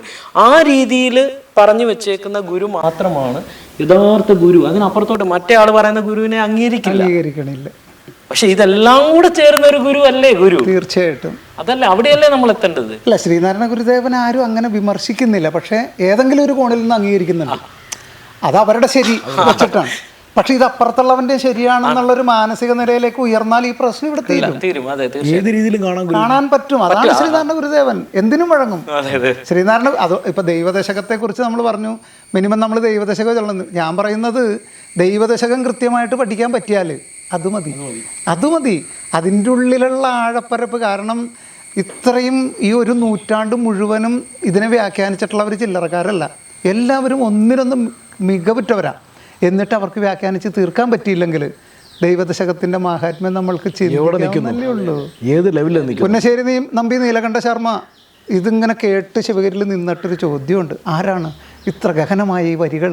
തൊട്ടടുത്തു നിന്നൊരു മറുപടി, അത് നാം കുട്ടികൾക്ക് വേണ്ടി രചിച്ചതാണ്. അപ്പോൾ ഗുരുദേവനുമായിട്ട് അത്ര ഇഴപിരിയാത്തൊരു ആത്മബന്ധം പുന്നശ്ശേരി നമ്പി നീലകണ്ഠ ശർമ്മയാണെന്ന് ഓർത്തോളം അന്ന് ഉണ്ട്. പക്ഷെ അദ്ദേഹത്തിൻ്റെ മാഹാത്മ്യം ശ്രീനാരായണ ഗുരുദേവൻ്റെ കൃതികൾ അദ്ദേഹം മറ്റുള്ളവർക്ക് പറഞ്ഞു കൊടുത്തു. ഈ ചരിത്രം നേരെ വരണത് യൂസഫ് അലി കച്ചേരിയിൽ അവസാനിക്കുക. യൂസഫ് അലി കച്ചേരിയുടെ ഗുരുനാഥൻ KP നാരായണ പിഷാരടി മാസ്റ്ററാണ്. ഈ നാരായണ പിഷാരടി മാസ്റ്ററുടെ കീഴിൽ യൂസഫ് അലി കച്ചേരി വേദം അഭ്യസിച്ചിട്ടുന്നൊരു കാലഘട്ടത്തിൽ ശങ്കരാചാര്യ ഭഗവത്പാദരുടെ ഒരു ശ്ലോകം കിട്ടിയപ്പോൾ അതിൻ്റെ അർത്ഥം ചോദിക്കുന്നുണ്ട്. അപ്പോൾ വളരെ യാദൃച്ഛികമായിട്ട് പിഷാരടി മാസ്റ്റർ പറഞ്ഞത്, ബ്രഹ്മനിരുക്തികളിൽ ഏറ്റവും സമ്പന്നവും ലളിതവും ശ്രേഷ്ഠവും ശ്രീനാരായണ ഗുരുവിൻ്റെയാണ്. അവിടെയാണ് നമ്മൾ ഇതാരാണ് ഈ പിഷാരടി മാസ്റ്റർ എന്ന് അന്വേഷിക്കുന്നത്. ആ അന്വേഷണമാണ് പുന്നശ്ശേരി നമ്പി നീലകണ്ഠ ശർമ്മയുടെ ശിഷ്യനാണ് പിഷാരടി മാസ്റ്റർ എന്നറിയണത്. അപ്പോൾ അത് അന്ന് അദ്ദേഹം ചെയ്തൊരു കാര്യം ജാതിയുടെ കാര്യത്തിലൊക്കെ ഒരുപാട് അന്നത്തെ സാമൂഹ്യ വ്യവസ്ഥിതി അനുസരിച്ചിട്ടുള്ള വിയോജിപ്പുകൾ എതിർപ്പുകളൊക്കെ അദ്ദേഹത്തിൻ്റെ പേരിലുണ്ട്. അതൊക്കെ അവിടെ മാറ്റി നിർത്തിക്കഴിഞ്ഞാൽ ഗുരുവിൻ്റെ കൃതികളെ ആഴത്തിൽ പഠിക്കാൻ ശ്രമിച്ച ഒരാളാണ് അദ്ദേഹം. അത് ശിഷ്യർക്ക് പകർന്നും കൊടുത്തിട്ടുണ്ട്. അപ്പോൾ അതിൻ്റെ ഒരു അനുരണനമാണ് യൂസഫ് അലി കച്ചേരിനെ കൊണ്ട് പറയിപ്പിച്ചു. നമ്മുടെ ശിവഗിരി മാസികയിലൊക്കെ ഒരിക്കലും പ്രിൻ്റ് ചെയ്തു വന്നു ഇത്. അതായത് തുടക്കത്തിൽ ഒരിക്കലും പിടിതരില്ല എന്ന് കരുതിയ ബ്രഹ്മത്തെ, നമ്മുടെ ഈ വിഷയമായിട്ടൊക്കെ തന്നെ റിലേറ്റഡ് ആണ്, ഇത് ഏതൊന്നെടുത്താലും ബ്രഹ്മത്തെ എൻ്റെ കൈപ്പിടിയിൽ ഒതുക്കി തന്ന ചൈതന്യമാണ് ശ്രീനാരായണ ഗുരുദേവൻ. അതുകൊണ്ട് ഞാൻ ആ പാതാരവിന്ദങ്ങളിൽ സാഷ്ടാംഗ പ്രണമിക്കുന്നു എന്ന് പറഞ്ഞ ആളാണ് യൂസഫ് അലി കേച്ചേരി. അപ്പം അങ്ങനെയുള്ള ജ്ഞാനികളായിട്ടുള്ള ആളുകൾ, അവർക്കൊക്കെ ഈ മഹത്തായ ജ്ഞാനത്തെയാണ് ശ്രീനാരായണ ഗുരുദേവൻ അറിവ് ഈശ്വരനാണെന്ന് പഠിപ്പിച്ച ഋഷിയാണ്. അപ്പോൾ ഇതിലൂടെയൊക്കെ കണ്ണാടി പ്രതിഷ്ഠയാണെങ്കിലും വിളക്ക് പ്രതിഷ്ഠയാണെങ്കിലും ഫലകത്തിൽ സത്യം ധർമ്മം ദയാശാന്തി എന്ന് പറയുന്ന പ്രതിഷ്ഠയാണെങ്കിലും നമുക്കൊക്കെ ഇതൊക്കെ നൽകിയിരിക്കുന്നത് അറിവ് നേടാനാണ്.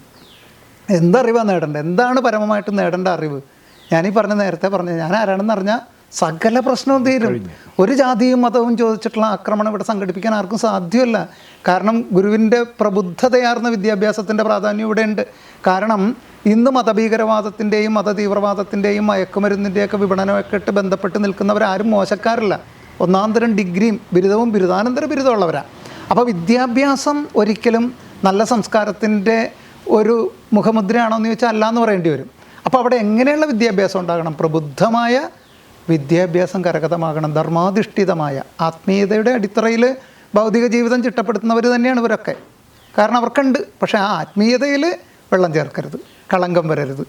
അവിടെയാണ് ശ്രീനാരായണ ഗുരുദേവൻ്റെ ആ ഒരു വാക്ക്, പ്രബുദ്ധമായ വിദ്യാഭ്യാസം നേടുമ്പോൾ മാത്രമാണ് നരനും തമ്മിൽ സാഹോദര്യം മതിക്കണം. കണ്ണാടി പ്രതിഷ്ഠ എന്ന് പറയുന്ന, അല്ലെങ്കിൽ കണ്ണാടിയിൽ ഓങ്കാരത്തെ പ്രതിഷ്ഠിച്ചിട്ടുള്ള ക്ഷേത്രത്തിൻ്റെ മതിലിൽ തന്നെ എഴുതി വെച്ചിട്ടുണ്ടല്ലോ, നരനും തമ്മിൽ സാഹോദര്യം മതിക്കണം, അതിന് വിഘ്നമായുള്ളതെല്ലാം ഇല്ലാതെയാകണം. അതായത് എല്ലാ പ്രത്യയശാസ്ത്രങ്ങളും പറയണത് സമൂഹം നന്നായാൽ എല്ലാം നന്നായിക്കോളൂ എന്നാണ്. പക്ഷേ ശ്രീനാരായണ ഗുരുദേവൻ ഒരു പടി കടത്തിയാണ് പറയണത്. എന്താ പറയണത്? സമൂഹത്തിൻ്റെ മെറ്റീരിയലായ മനുഷ്യൻ നന്നാകണം. അവിടെയാണ് മതമേതായാലും മനുഷ്യൻ നന്നാകണമെന്ന ആ ഒരു മഹത്തായ ഇത്രയും വലിയ കാര്യങ്ങൾ എത്ര ചെറിയ വാക്കിലാണ് ഗുരു പറഞ്ഞേക്കണം. ഓരോ മനുഷ്യനും നന്നായി കഴിഞ്ഞാൽ അവൻ്റെ വ്യക്തി നന്നായി, കുടുംബം നന്നാകുന്നു, സമൂഹം നന്നാകുന്നു, ഒരു രാഷ്ട്രത്തിൻ്റെ സർവ്വ ഐശ്വര്യങ്ങളും സർവോജസോടും കൂടി പ്രകാശിക്കാനായിട്ട് രാഷ്ട്രത്തിന് സാധ്യമാകുന്ന. അവിടെയാണ് ലോകമംഗളാർത്ഥം കുളിർമതി കൊണ്ട് കുളിർത്തു ലോകമെല്ലാം ഒളിത് വിരളുന്നൊരു വെണ്ണിലാവ് പൊങ്ങി തെളുതള വീശി വിളങ്ങി ദേവലോക കുളമതിലാമ്പൽ വിരിഞ്ഞു കാണണമേ. അപ്പോൾ അതുകൊണ്ടാണ് ശ്രീനാരായണ ഗുരുദേവനെ വിശ്വഗുരു എന്ന് കുറച്ച് പേർക്കെങ്കിലും വിളിക്കേണ്ടി. മനുഷ്യരാശി നന്നാവും. അതെ, ഈ പറഞ്ഞ മാനവരാശിയുടെ മംഗളമാണ് ശ്രീനാരായണ ഗുരുദേവ ദർശനത്തിൻ്റെ. എന്താണ് വിഭാവനം ചെയ്തതെന്ന് ചോദിച്ചു കഴിഞ്ഞാൽ മംഗളം, ലോകമംഗളം. അതിൽ കുഞ്ഞുറുമ്പ് വരെയുണ്ട്. ഒരു മനുഷ്യന് മാത്രമല്ലല്ലോ, ഒരു പീഡ എറുമ്പിനും വരുത്തരുതെന്നുള്ള അനുകമ്പയും സദാ. അപ്പോൾ അതിലേക്കൊക്കെ ഗുരു നമ്മളെ നയിക്കേണ്ടത്. നമ്മളെ ഓരോ മനുഷ്യനെയും ഗുരു മോൾഡ് ചെയ്യാണ്, ഇങ്ങനെ ആയിരിക്കണം. അപ്പോൾ ആ ഒരു ലക്ഷ്യപ്രാപ്തിയാണ് ഇത്തരം പ്രതിഷ്ഠകളിലൂടെ എല്ലാം ഗുരു ദർശിക്കുന്നത്. അപ്പോൾ അതിന് ഞാനിപ്പോൾ നമ്മൾ പറഞ്ഞു വെച്ച ആ ഒരു കാര്യത്തിൽ പ്രണവമാണെങ്കിലും ഓങ്കാരം എന്ന് പറയുന്നത് എന്താണെന്ന് അറിഞ്ഞാൽ സദാ സർവ്വതയോടെ മുഴങ്ങിക്കൊണ്ടിരിക്കുന്നതെന്നൊക്കെ പറയുമല്ലോ. അപ്പോൾ അങ്ങനെ നമ്മുടെ മനസ്സിൽ ആ താളം അതൊരു ജീവിത താളമാക്കി മാറ്റാൻ നമുക്ക് സാധിക്കണം. ഇപ്പോൾ പ്രണവപ്രതിഷ്ഠ കണ്ട് തൊഴുതിറങ്ങുന്ന ഒരു മനുഷ്യനെ സംബന്ധിച്ച് ഇതെൻ്റെ താളമാണ്, എല്ലാത്തിനും ഒരു താളം ഉണ്ടെന്നാണല്ലോ പറയണത്. അപ്പോൾ ആ ഋതത്തിൽ ജീവിതം ചിട്ടപ്പെടുത്താൻ സാധിക്കണം. അതിലേക്കൊക്കെയാണ് ഇത്തരം പ്രതിഷ്ഠകൾ കണ്ടു മടങ്ങുന്നവരുടെ മനസ്സിൽ മാറ്റം വരേണ്ടത്.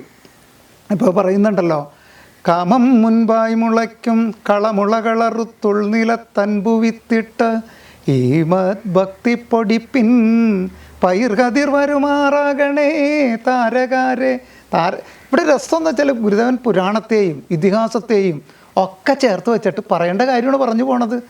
അപ്പോൾ അവിടെ താരകാസുരനെ കൊണ്ടുവന്നിട്ട് താരകാസുരനെ നിഗ്രഹിച്ച ഷൺമുഖ, നീ എനിക്ക് ചെറിയൊരു പണി ചെയ്ത് തന്നെ, എൻ്റെ മനസ്സിൽ കുറച്ച് മാലിന്യങ്ങളുണ്ട്, അതിനെ ഒന്ന് നീക്കിച്ചെന്ന് അവിടെ ഒന്ന് ഒരു ഭക്തിയുടെ ആ ഒരു വിത്ത് വിതച്ച് തന്നാൽ അതൊന്ന് ഞാൻ രക്ഷപ്പെട്ടോളാം. അപ്പോൾ അതിനും ഈശ്വരൻ്റെ അനുഗ്രഹം വേണം. ആ അറിവിലേക്കാണ് ഇത്തരം പ്രതിഷ്ഠകളൊക്കെ നമ്മളെ നയിക്കണം എന്നുള്ളതാണ് ഞാൻ വിശ്വസിക്കുന്നത്. അത് തന്നെയാണ് അനീഷേ. കാരണം ഇപ്പോൾ ഈ അനീഷ് പറഞ്ഞ ഈ സാമൂഹ്യ പരിഷ്കർത്താവ് എന്ന് പറഞ്ഞൊരു ലേബൽ ശക്തമായി പോയി. അത് അതിനകത്ത് നമ്മൾ ഉൾപ്പെടെ എല്ലാവർക്കും നമ്മൾ നേരത്തെ പറഞ്ഞ പോയിന്റ് മാറിമറിക്കുക ഈ വാക്കുകളിലൂടെ. ഇപ്പം മഹാത്മാഗാന്ധി ആരാണ് ചോദിക്കുക ഒരാളോട്, ആരാണ് മഹാത്മാഗാന്ധി? ഒരാൾ പറയുവാണ് അത് മഹാത്മാഗാന്ധി ഒരു മനുഷ്യനാണ്, ഇന്ത്യ ഉണ്ടായിരുന്ന ആളാണ്, എൻ്റെ ഓർമ്മയിൽ കുറച്ച് കാലം സൗത്ത് ആഫ്രിക്കയിൽ അഡ്വക്കേറ്റ് അടക്കം ജോലി ചെയ്തിട്ടുണ്ട്. ശരിയാണല്ലോ, തെറ്റല്ലല്ലോ. അല്ല, അതുമാത്രമാണോ മഹാത്മാഗാന്ധി? ഈ മഹാത്മാഗാന്ധിയുടെ കർമ്മകാണ്ഡത്തിലെ ഒരു 2-3 ലൈൻ മാത്രമാണ് സൗത്ത് ആഫ്രിക്കയിൽ അഡ്വക്കേറ്റ്, ബാക്കി 98 ഇപ്പുറത്ത് കിടക്കുക.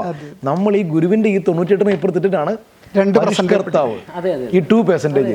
അപ്പോൾ ഈ സാർ പറഞ്ഞ ഈ ഇവിടോട്ട് എത്തുമ്പോഴാണ് പരിഷ്കർത്താവല്ല, വലിയൊരു വേദാന്തിയും വിശ്വഗുരുവും പരമദൈവവുമാണ് നമ്മൾ ചിന്തിക്കേണ്ടത്. ആ ചിന്ത വരണമെങ്കിൽ നമ്മൾ പറഞ്ഞ പോയിന്റ് പഠനം. അല്ല, അവിടെയും വേണമെങ്കിൽ ഒരു താരതമ്യ പഠനത്തിന് തയ്യാറാവണം. കാരണം യൂറോപ്യൻ നവോത്ഥാനത്തിന് നാന്ദി കുറിച്ചത് ദാന്തെ അലിഗിരിയുടെ ഡിവൈൻ കോമഡിയാണെന്ന് പറയും. ദശകങ്ങൾ എത്ര എടുത്തു എന്ന് ചരിത്രമാണ്, എത്ര എടുത്തു.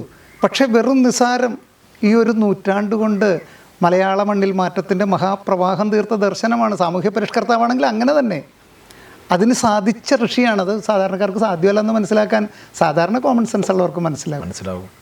1892 വിവേകാനന്ദ സ്വാമി കടന്നു പോയത്. 1892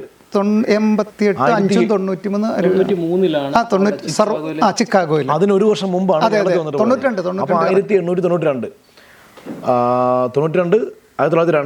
12 22 30 കൊല്ലം കഴിഞ്ഞപ്പോൾ അതേ ബംഗാൾ എന്ന ടാഗോർ പറഞ്ഞ് കേരളം ഇപ്പോൾ തീർത്ഥാലയമായി. അന്ന് വിവേകാനന്ദ സ്വാമി പറഞ്ഞ് കേരളം ഇപ്പോൾ ഭ്രാന്താലയമാണ്. വെറും 30 കൊല്ലങ്ങൾ കൊണ്ട് അതേ ബംഗാളിയായ അതേ നാട്ടുകാരനെ കൊണ്ട് തീർത്ഥാലയം എന്ന് പറയിച്ചത്. തീർത്ഥാലയം എന്ന് മാത്രമല്ല, രവീന്ദ്രനാഥ ടാഗോർ വന്ന് പറഞ്ഞിട്ട് പോയത് എന്തൊക്കെയാ. ഞാൻ ലോകത്തിൻ്റെ പല ഭാഗങ്ങളും സഞ്ചരിച്ച് വരികയാണ്. ഇതിനിടയിൽ എനിക്ക് ധാരാളം ഋഷിമാരെയും പരമപുരുഷന്മാരെയും കാണുവാനുള്ള അപൂർവ ഭാഗ്യം എനിക്ക് സിദ്ധിച്ചിട്ടുണ്ട്. എന്നാൽ ഞാനൊരു കാര്യം ഇവിടെ തുറന്ന് സമ്മതിക്കട്ടെ, വളരെ കൃത്യമായിട്ട് എഴുതി വെച്ചേക്കുന്നത്. ഞാനൊരു കാര്യം ഇവിടെ തുറന്ന് സമ്മതിക്കട്ടെ. ശ്രീനാരായണ ഗുരുവിനേക്കാൾ എന്ന് പറഞ്ഞ് നിർത്തിയിട്ട് പറഞ്ഞു പോരാ, ഗുരുവിനോടൊപ്പം നിൽക്കാൻ കഴിയുന്ന ഒരാളെ പോലും എനിക്ക് എൻ്റെ ജീവിതത്തിൽ ഇതുവരെ കാണാൻ സാധിച്ചിട്ടില്ല എന്ന് രവീന്ദ്രനാഥ ടാഗോർ പറയുമ്പോൾ നമ്മൾ ഒരു കാര്യം മനസ്സിലാക്കണം. ഈ രവീന്ദ്രനാഥ ടാഗോർ ഈ വിവേകാനന്ദ സ്വാമിയുടെ നാട്ടുകാരനാണ്, അദ്ദേഹത്തിൻ്റെ ഗുരുവിൻ്റെ നാട്ടുകാരനാണ്. ഒരേ ശ്രീരാമകൃഷ്ണ പരമഹംസർ സ്വാമിയുമായിട്ടും വിവേകാനന്ദ സ്വാമിയുമായിട്ട് നേരിട്ട് പരിചയം കൂടെ ഉള്ള ആളാണ്. അദ്ദേഹമാണ് ഇവിടെ വന്നിട്ട് പറയുന്നത്. പറയുന്നത് ഗുരു മഹാസമാധി ആവുന്നതിന് 6 വർഷം മുന്നാണ്, 22, 28, 6 വർഷം. 6 വർഷം മുന്നെന്ന് പറയുമ്പോൾ ശ്രീനാരായണ ഗുരുദേവൻ ഒരു 66 വയസ്സൊക്കെ ഉള്ള സമയത്താണ്. ആ സമയത്തെ കണ്ണ് കണ്ടിട്ടാണ് പറയുന്നത് അനന്തതയിലേക്ക് നീട്ടിയിരിക്കുന്ന യോഗദാനങ്ങൾ അവസാന കാലമാണ്, ഓർത്തോണം. അല്ലേ, അത് ചെറിയ കാര്യമാണോ? ഒരിക്കലും അല്ല. അത് ആശാൻ പറഞ്ഞതും കൂടി ചേർത്ത് വെച്ചോളണം. ആശാൻ പറഞ്ഞത് 30 വർഷം മുന്നേ. അങ്ങനെ ഉണ്ട്. ആശാൻ പറയുന്നത് അരുവിപ്പുറം പ്രതിഷ്ഠ കഴിഞ്ഞിട്ട് ഒരു 5-6 വർഷം, ഒരു അല്ല 40 വയസ്സ് കൂട്ടിക്കൂ. ആ ഒരു പ്രായമുള്ള കാലത്ത് ഗുരുവിന്റെ കണ്ണ അതിന് മാറ്റം വന്നിട്ടില്ല എന്നാണ് രവീന്ദ്രനാഥ ടാഗോർ. സ്ഥിരമാണ്, ആ ചൈതന്യം സ്ഥിരമാണ്. ഇതൊക്കെ നമ്മൾ ഇങ്ങനെ താരതമ്യം ചെയ്ത് പഠിക്കണം. അപ്പോഴേ നമുക്ക് ഗുരു എന്താണ് എന്ന് നമുക്ക് മനസ്സിലാക്കാൻ കഴിയുള്ളൂ. കൂടെ ഉണ്ടായിരുന്ന ആളുണ്ടല്ലോ, എന്താ പറഞ്ഞത്? അതെ, ഞാൻ ദൈവത്തെ മനുഷ്യരൂപത്തിൽ കണ്ടതല്ലേ. വളരെ കൃത്യമായിട്ട് എഴുതി വെക്കും, പറഞ്ഞിട്ട് പോവല്ലോ. പറഞ്ഞു പോവാണെങ്കിൽ ഇനി നമ്മൾ ഇതിനകത്ത് മറ്റേ പുസ്തകത്തിനകത്തൊക്കെ എഴുതി വെച്ചതിന്റെ കാര്യം പറഞ്ഞ പോലെ ചട്ടമ്പി സ്വാമിയുടെ ഒക്കെ ആ വിഷയമില്ലേ, അതൊക്കെ നമുക്ക് ഇനി എന്തായാലും അടുത്ത ചർച്ചയിലൊക്കെ വരാം. ആ വിഷയത്തിനകത്തൊക്കെ ഞാൻ കഴിഞ്ഞ ദിവസം സത്യാനന്ദ സ്വാമിയുടെ എന്തെന്ന് ഒരു പുസ്തകം വായിച്ചപ്പോഴേ അതിനകത്ത് സ്വാമി എഴുതി വെച്ചിട്ടുണ്ട് ഇവർ തമ്മിലുള്ള കത്തടപാടും ഒക്കെ. ശ്രീനാരായണ ഗുരുവിന്റെ എങ്ങനെ ചട്ടമ്പി സ്വാമിയുടെ ശിഷ്യനാക്കാമെന്നുള്ളതിനെ പറ്റിയിട്ടുള്ള ചർച്ച നടന്ന സംഭവങ്ങളും ഒക്കെ ഉണ്ട്, അതിനകത്തുണ്ട്. ചരിത്രകഥകളിലെ കാണാപ്പുറങ്ങൾ, അതൊരു അജണ്ടയാണ്. അതിനകത്ത് ആ പുസ്തകത്തിനകത്ത് ഞാൻ കഴിഞ്ഞ ദിവസം വായിച്ചത് വളരെ കൃത്യമായിട്ട് എഴുതി വെച്ചിട്ടുണ്ട്. ഇവരുടെ കത്തടപാടും ആ കത്തൊക്കെ സ്വാമി അതിനകത്ത് പറയുന്നുണ്ട് വളരെ കൃത്യമായിട്ട് എന്ന രീതിയിലൊക്കെയാണ് ഇതൊക്കെ നടന്നത്. അങ്ങനെ വളരെ കൃത്യമാണ് ഇതൊക്കെ. നല്ല ഒരു ഹിഡൻ അജണ്ട ഇവിടെ ഒരു സൈഡിൽ കൂടെ വർക്ക് ചെയ്യുന്നുണ്ട്. അനീഷ്, നമ്മുടെ SNDP യോഗത്തിൻ്റെ ഒഫീഷ്യൽ യൂട്യൂബ് ചാനലിനകത്ത് നമ്മളതൊരു വീഡിയോ ആയിട്ട് ചെയ്തിട്ടുണ്ട്. എനിക്ക് നമ്മുടെ ഒരു പോഡ്കാസ്റ്റ് നമുക്കൊന്ന് ഡിസ്കസ് ചെയ്യണം സാറിനെ കരുത്. അത് കൃത്യമായിട്ട് ആളുകൾ അറിയേണ്ട ഒരു വസ്തുതയാണ്. ഇപ്പോഴും എനിക്ക് വന്നത് ഈ നമ്മുടെ അടിമാലി യൂണിയനിലൊരു ക്ലാസ്സിൽ രഘുവര പാഠശാല അധ്യാപകരുടെ ക്ലാസ്സിനകത്ത് ക്ലാസ് എടുക്കാൻ വന്നയാൾ പറഞ്ഞത് ശ്രീനാരായണ ഗുരുദേവൻ്റെ ഗുരു ചട്ടമ്പി സ്വാമിയായിരുന്നു. വിജയേട്ടാ ഇതിനകത്ത് വേറൊരു കാര്യം പാഠശാല അധ്യാപകരെ പഠിപ്പിക്കാൻ വന്ന ഇൻസ്ട്രക്ടർ പറയുമ്പോൾ ഈ പാഠശാല മൊത്തം ഇതല്ലേ സാറെ പഠിപ്പിക്കപ്പെടുന്നത്? തീർച്ചയായിട്ടും അതേ വരുള്ളൂ. അല്ല, ഇതിനകത്ത് വേറൊരു കാര്യമുണ്ട്. ഇപ്പൊ ഈ ഗുരുപദത്തെ സംബന്ധിച്ച് പറയുമ്പോൾ ഇപ്പൊ ഏതാണ്ട് ഒരു 500-ലധികം വീഡിയോ സ്പീച്ച് തന്നെ, ഇപ്പൊ അല്ലാതുള്ള വീഡിയോ 10,000-ഓളം വീഡിയോകൾ നമ്മൾ ചെയ്തിട്ടുണ്ട്. ഗുരുമാർഗ പ്രണയതാരം ഉണ്ട്, അല്ലാതെ കൃതികൾ ഉണ്ട്, അങ്ങനെയൊക്കെ. സ്പീച്ച് മാത്രം ഏതാണ്ട് 500 ആ ഒരു റേഞ്ച് നമ്മൾ ഇട്ടിട്ടുണ്ട്. വിവിധ വിഷയങ്ങൾ 500 വിഷയങ്ങളിൽ നിന്ന് തന്നെ പറയാം. വിവിധ വിഷയങ്ങൾ സാറിൻ്റെ ഉണ്ട്, വിപിൻ ശാഞ്ചേട്ടൻ്റെ ഉണ്ട്, പലരുടെയും ഈ കേരളത്തിൽ അത്യാവശ്യമുള്ള ഒരുമാതിരിപ്പെട്ട എല്ലാ ആളുകളുടെയും സ്പീച്ച് ഈ ഗുരുപദത്തിലുണ്ട്. ഇതിൻ്റെയൊക്കെ താഴെ നമ്മൾ ഓരോ വീഡിയോ ഇടുമ്പോഴും ഇതിൻ്റെ താഴെ വന്നിട്ട് നമ്മളെ ശരിക്കും വിപിൻ ചേട്ടനൊക്കെ പല വേദികളിലും പറഞ്ഞിട്ടുണ്ട്, അദ്ദേഹത്തിൻ്റെ അച്ഛനെ വിളി കേൾപ്പിക്കുന്ന ഒരാളാണ് ഞാൻ, എൻ്റെ ഒരു ആത്മസുഹൃത്താണ് എന്ന് പറഞ്ഞിട്ട് എന്ന് പറയുന്ന ഒരവസ്ഥയുണ്ട് ഇതിനകത്ത്. അപ്പം അങ്ങനെ പോലും ഇതിനകത്ത് ഏറ്റവും കൂടുതൽ ചീത്ത പറയുന്നതും ഈ പറയുന്ന ശ്രീനാരായണ പ്രസ്ഥാനവുമായിട്ട് ബന്ധപ്പെട്ട് നിൽക്കുന്ന ആൾക്കാരാണ്. അതാണ് ഏറ്റവും രസം. സാർ, അതൊരു പോയിന്റാണ്. പുറത്തുനിന്ന് ഒരാൾ പോലും പറയും. ഇവിടെ നമുക്ക് അവരോടൊക്കെ പറയാനുള്ളത്, അവരും ഇറങ്ങി വരട്ടെ, ഇതിലേക്ക് വരട്ടെ, അവർക്ക് പറയാനുള്ളതും നമ്മളോട് പറയട്ടെ, ഇങ്ങനെ ആളുകളോട് പറയട്ടെ, ചർച്ച ചെയ്യട്ടെ. ശ്രീനാരായണ ഗുരുദേവന്റെ ഒറ്റ വാക്ക് തന്നെ ഉയർത്തിപ്പിടിക്കുക, വാദിക്കേണ്ട, ജയിക്കേണ്ട. നമുക്ക് ജയിക്കണമെന്ന് ഒരു നിർബന്ധമില്ല, നമുക്ക് അറിഞ്ഞാൽ മതി. നിങ്ങളതിൻ്റെ കൃത്യം ഒരു സ്റ്റേറ്റ്മെന്റ് വെച്ചിട്ട് സംസാരിക്കൂ, ഇത് ഇന്നത് കൊണ്ടാണ് ഞങ്ങൾ ഇങ്ങനെ പറയണെന്ന് പറയട്ടെ. അല്ല, അതും നമുക്കവിടെ തർക്കമില്ല. അല്ല, ഗുരുവിന്റെ സാറ് പറഞ്ഞ ആ വാക്ക് തന്നെയാണ് പറയാനുള്ളത്. അതിന്റെ അവസാന 2 വാക്ക്, നമ്മൾ അറിഞ്ഞ കാര്യം അറിയിക്കാൻ ഒരു ശ്രമം മാത്രമാണ്, ഒരു ശ്രമം മാത്രമാണ് ഇത്. അത് അറിയാൻ ശ്രമിക്കേണ്ടത് ആ കേൾക്കുന്ന ആളുടെ അവരുടെ കടമയാണ്. അത് അവര് വളരെ കൃത്യമായിട്ട് ചെയ്യുക എന്ന് മാത്രമാണ് ഇങ്ങനെയുള്ള ഇതുപോലെയുള്ള ഒരു ഇവിടെ സമൂഹത്തിന്റെ ഒരു പ്രവണത ശരിക്കും പറഞ്ഞു കഴിഞ്ഞാൽ അത് ശരിയല്ല, ഇത് ശരിയല്ല, ഞാനും ശരിയല്ല എന്ന് പറയുന്നൊരു പ്രവണതയുണ്ട്. ഈ കഴിഞ്ഞ ദിവസം ഒരാൾ എന്നെ പരിചയപ്പെടുത്തുകയാണ്. ഞാൻ അദ്ദേഹത്തിൻ്റെ വീട്ടിൽ ചെന്നപ്പോൾ അദ്ദേഹം പറഞ്ഞു, ഇതെൻ്റെ അളിയനാണ്, ആലപ്പുഴക്കാരനാണ്. ഇത് ആലപ്പുഴയല്ലേ? ആലപ്പുഴ ഇരുന്നുകൊണ്ട് സംസാരിക്കണം നമ്മൾ അല്ലേ? ഇത് പത്തനംതിട്ടയാണ്. അപ്പോൾ ആലപ്പുഴക്കാരനാണ്, ഇത് SNDP-യുടെ ഒക്കെ പ്രവർത്തകനാണ് എന്ന് പറഞ്ഞപ്പോൾ അദ്ദേഹം, ഓ, വെള്ളാപ്പള്ളിയുടെ ആളാണല്ലേ എന്ന് ചോദിച്ചു. അപ്പോൾ ഞാൻ വിചാരിച്ചു, വെറുതെ എന്തിനാ വിട്ടുകളയാം. അപ്പോൾ അപ്പം ഇദ്ദേഹം എന്നോട് ചോദിച്ചു, എന്തൊക്കെ ചെയ്യണത്? ഞാൻ പറഞ്ഞു, ഞാൻ ജോലിയുണ്ട് എനിക്ക്, പിന്നെ സമയം കിട്ടുമ്പോഴൊക്കെ SNDP-യുടെ പ്രവർത്തനമുണ്ട്, മുഴുസമയ പ്രവർത്തകനായിരുന്നു, 12 വർഷം ഒരു ശാഖയുടെ സെക്രട്ടറി ആയിരുന്നു. ഇപ്പോൾ ഗുരുധർമ്മ പ്രചരണം ഗുരുധർമ്മ പ്രചരണ സഭയുടെ ആളായിരിക്കും അല്ലേ പുള്ളി. നമ്മളങ്ങോട്ട് പറയുന്നതിനും മുന്നേ പുള്ളി ഇങ്ങോട്ട് ഒരു മുൻവിധി എത്തിയിട്ട് എന്നിട്ട് അപ്പോൾ എനിക്ക് ഏകദേശം ഒരു ധാരണ 2 വാക്കുകൊണ്ട് തന്നെ അദ്ദേഹത്തെ നമുക്ക് ഏകദേശം പിടികിട്ടി. അപ്പോൾ ഇദ്ദേഹം പറഞ്ഞു, നിങ്ങളൊക്കെ കൂടിയാണ് ഗുരുവിനെ പ്രതിഷ്ഠിച്ച് ഇങ്ങനെ പൂജിക്കണത്. ഞാൻ പറഞ്ഞു, ചേട്ടന് ഇഷ്ടമല്ലെങ്കിൽ പൂജിക്കേണ്ട ചേട്ടൻ, ഗുരു പറഞ്ഞിട്ടില്ല. ഗുരു പറഞ്ഞിട്ടുണ്ടോ? ഞാൻ പറഞ്ഞ് പൂജിക്കണമെന്നല്ല. അതെ, ഇല്ല, പൂജിക്കേണ്ടെന്ന് എവിടെയെങ്കിലും കേട്ടിട്ടുണ്ടോ എന്ന് ചോദിച്ചു. അങ്ങനെ പറഞ്ഞിട്ടുണ്ടോ? ഞാൻ പറഞ്ഞു, ഗുരുവിൻ്റെ ആദ്യത്തെ പ്രതിഷ്ഠ എവിടെയാണെന്ന് ചേട്ടനറിയോ? അതൊന്നും എനിക്കറിയാൻ പാടില്ല. ഗുരുവിനെക്കുറിച്ച് എന്തെങ്കിലും അറിയോ? അതും എനിക്കറിയാൻ പാടില്ല. പിന്നെ എന്തുകൊണ്ട് ഇങ്ങനെ സംസാരിക്കണതെന്ന് ചോദിച്ചു. അപ്പോൾ പുള്ളി വേഗം ഒരു ഫോൺ വന്നു, എടുത്തിട്ട് പറഞ്ഞു, നമുക്ക് പിന്നെ സംസാരിക്കാം കേട്ടോ. ഇതാണ് ആളുകൾ. ഇത്രേ ഉള്ളൂ. ഇത് ഞാൻ ഒരുപാട് തവണ കേട്ടിട്ടുണ്ട്. അല്ല, ഇത് ഈ കഴിഞ്ഞ ആഴ്ച നടന്ന സംഭവമാണ് ഞാനീ പറഞ്ഞ, ആലുവ അമ്പാട്ട് കാവിൽ വെച്ചിട്ട് നടന്ന സംഭവമാണ് ഞാനീ പറയണത്. അപ്പം നമ്മളെ സംബന്ധിച്ച് നമുക്ക് അയാളെ കുറച്ച് കാര്യങ്ങൾ പറഞ്ഞ് മനസ്സിലാക്കാൻ ആഗ്രഹമുണ്ട്. കാരണം ചില്ലറക്കാരനല്ലല്ലോ, കുമാരനാശാനോളം വരൂല എന്തായാലും അദ്ദേഹം. ആശാൻ കോലത്തുകരയിൽ ഇപ്പോൾ വിപിൻ പറഞ്ഞിട്ടുണ്ടല്ലോ, അത് പല പ്രാവശ്യവും പലയിടത്തും പറഞ്ഞിട്ടുണ്ടെന്ന് തോന്നല്ലേ. അപ്പോൾ ആ ഒരു ഛായാചിത്രം വരച്ച ആളും ആ ഛായാചിത്രം പ്രതിഷ്ഠിച്ച ആളും മോശക്കാരല്ല. ഇതാണെങ്കിലും അത്ര നമ്മളില്ലല്ലോ. ഇല്ല, അത്ര നമ്മളില്ലല്ലോ. അതെ, എന്തായാലും നമുക്ക് ഇങ്ങനെ ഒരു അവസ്ഥ, ആ ഒരു ഫസ്റ്റ് ഒരു അറ്റംപ്റ്റ് ആണ്.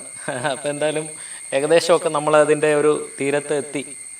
ചെറുതായിട്ടെങ്കിലും നമ്മൾ എന്താണെന്നും എങ്ങനെയാണെന്നും ഗുരുവിൻ്റെ ഒരു നമ്മളുടെ കാഴ്ചപ്പാടിൽ നിന്നുകൊണ്ട് നമുക്കത് വളരെ കൃത്യമായിട്ട് പറയുവാൻ സാധിച്ചു എന്നെനിക്ക് തോന്നുന്നു. എന്തായാലും നമ്മളുടെ ആദ്യത്തെ ഒരു പോഡ്കാസ്റ്റാണ് ഇത്, ഇങ്ങനെ ഒരു ചർച്ച. നമ്മൾ അടുത്ത ഇനിയും പുതിയ ഒരു വിഷയവുമായിട്ട്, നമ്മൾ ഇഷ്ടം പോലെ വിഷയമുണ്ട് കേട്ടോ. ശ്രീനാരായണ ഗുരുദേവനെ സംബന്ധിച്ച് നമ്മൾ ഗുരുപദം സ്റ്റാർട്ട് ചെയ്യുമ്പം നമ്മളെ മനസ്സിലുള്ള ഒരു കാര്യം അത് തന്നെയായിരുന്നു. വിഷയത്തിനൊന്നും ഒരു ദാരിദ്ര്യവും ഇല്ല. എത്ര വേണേലും ഓരോ കുഞ്ഞു കാര്യങ്ങൾ പോലും നമുക്ക് വിഷയമാക്കാൻ പറ്റും. പറഞ്ഞ പോലെ ദൈവദശകം ഇതുവരെ എല്ലാവർക്കും വളരെ കൃത്യമായിട്ട്, ദൈവദശകം എന്ന വെറും 10 ദശകമാണല്ലോ, ശ്ലോകങ്ങൾ മാത്രമുള്ള ദൈവദശകം പോലും വളരെ കൃത്യമായിട്ട് വർണ്ണിച്ചു വെക്കുവാൻ അല്ലെങ്കിൽ അതിൻ്റെ അർത്ഥ സഹിതം പറഞ്ഞു തരുവാൻ ഇതുവരെ ആർക്കും സാധിച്ചിട്ടില്ല. അത്ര ഗഹനമായിട്ടുള്ള ഒരു പ്രാർത്ഥനയാണ് ദൈവദശകം. അപ്പം അങ്ങനെ പോലുമുള്ള ദൈവദശകത്തിൻ്റെ ദൈവമേ എന്നുള്ള ഒരൊറ്റ വാക്കെടുത്താൽ പോലും നമുക്ക് ഒരു ദിവസം മുഴുവൻ ചർച്ച ചെയ്യാനുള്ള ഒരു കാമ്പ് ഗുരുവിൻ്റെ എല്ലാ കാര്യത്തിലും അങ്ങനെയുണ്ട്. ഓരോ വിഷയങ്ങളിലും ക്ഷേത്രപ്രതിഷ്ഠ ആയിക്കോട്ടെ, ഇതുപോലുള്ള കൃതികളായിക്കോട്ടെ, കൃതികൾ നമുക്ക് ഓരോ കൃതിയും ചർച്ച ചെയ്യാൻ പറ്റും വളരെ കൃത്യമായിട്ട്. ആ എല്ലാ കൃതിയിലും ഇപ്പം കൃതികളൊക്കെ പഠിക്കുന്നതിലൂടെ നമുക്ക് വളരെ കൃത്യമായിട്ട് ഗുരുവിൻ്റെ ഒരു എന്താണ് ഗുരു ഏത് കാര്യത്തിലോട്ടും നമുക്ക് കൃതികളിലൂടെ നമുക്ക് പോകാൻ സാധിക്കും. അതാണ് ഗുരുവിൻ്റെ ഒരു പ്രത്യേകത. അപ്പം എന്തായാലും നമുക്ക് ഇനിയത്തെ ഓരോ വീഡിയോകളിലൂടെ നമുക്ക് പുതിയ പുതിയ വിഷയങ്ങളുമായിട്ട് നമുക്ക് വീണ്ടും കാണാം. എന്തായാലും ഇന്ന് ഇങ്ങനെ ഒരു നമ്മളുടെ ഈ ഒരു പോഡ്കാസ്റ്റിൽ ആലുവയിൽ നിന്നും എത്തി നമുക്ക് കുറേ അധികം കാര്യങ്ങൾ ഗുരുവിൻ്റെ കളവുംകോടത്തെ പ്രണവപ്രതിഷ്ഠയുടെ ഭാഗമായിട്ട് വളരെ കൃത്യമായിട്ട് സാറിൻ്റെ ഭാഗത്ത് നിന്ന് സാറിന് സംസാരിക്കാൻ പറ്റി. അപ്പോൾ ഇന്ന് ഇവിടെ എത്തിയ ലാലൻ സാറിനുള്ള നന്ദി ഗുരുപദത്തിൻ്റെ പേരിൽ അറിയിക്കുന്നു. അതോടൊപ്പം തന്നെ ഇന്ന് ബിബിൻ ചേട്ടൻ കോട്ടയത്ത് നിന്ന് ഇവിടെ എത്തിയിട്ടുണ്ട്. അപ്പം ബിബിൻ ചേട്ടൻ ഈ പറയുന്ന പോലെ ഇതിൻ്റെ ചരിത്രങ്ങളും അതിൻ്റെ കാര്യങ്ങളെ പറ്റിയൊക്കെ വളരെ നല്ല രീതിയിൽ നമുക്ക് ഇന്നൊന്ന് സംവദിക്കാൻ പറ്റി. ഒരു ചർച്ച മാത്രമാണിത്. ഇതിൻ്റെ അപ്പുറത്തായിരിക്കാം ഇതിൻ്റെ കാര്യങ്ങൾ ഉള്ളത് എന്ന് നമ്മൾ പറയുന്നു. ഇതാണ് ശരി എന്ന നിലപാടിൽ നമ്മൾ നിൽക്കുന്നില്ല. പക്ഷേ ഇല്ല, നമ്മൾ അങ്ങനെ ഒരു നിലപാടിൽ എത്തുന്നില്ല. നമ്മൾക്ക് അറിയാവുന്ന കാര്യങ്ങളെല്ലാം വെച്ചിട്ട് നമ്മൾ ചർച്ച ചെയ്ത് നമ്മൾ പഠിക്കുക എന്നുള്ളതാണ് പ്രധാനം. അപ്പോൾ നമുക്ക് അങ്ങനെ കഴിയാൻ ഭഗവാന്റെ അനുഗ്രഹം എല്ലാവർക്കും ഉണ്ടാവട്ടെ എന്ന് പ്രാർത്ഥിച്ചുകൊണ്ട് ഈ ഒരു പ്രോഗ്രാം ഇവിടെ വൈൻഡപ്പ് ചെയ്യുന്നു. എല്ലാവർക്കും നമസ്കാരം.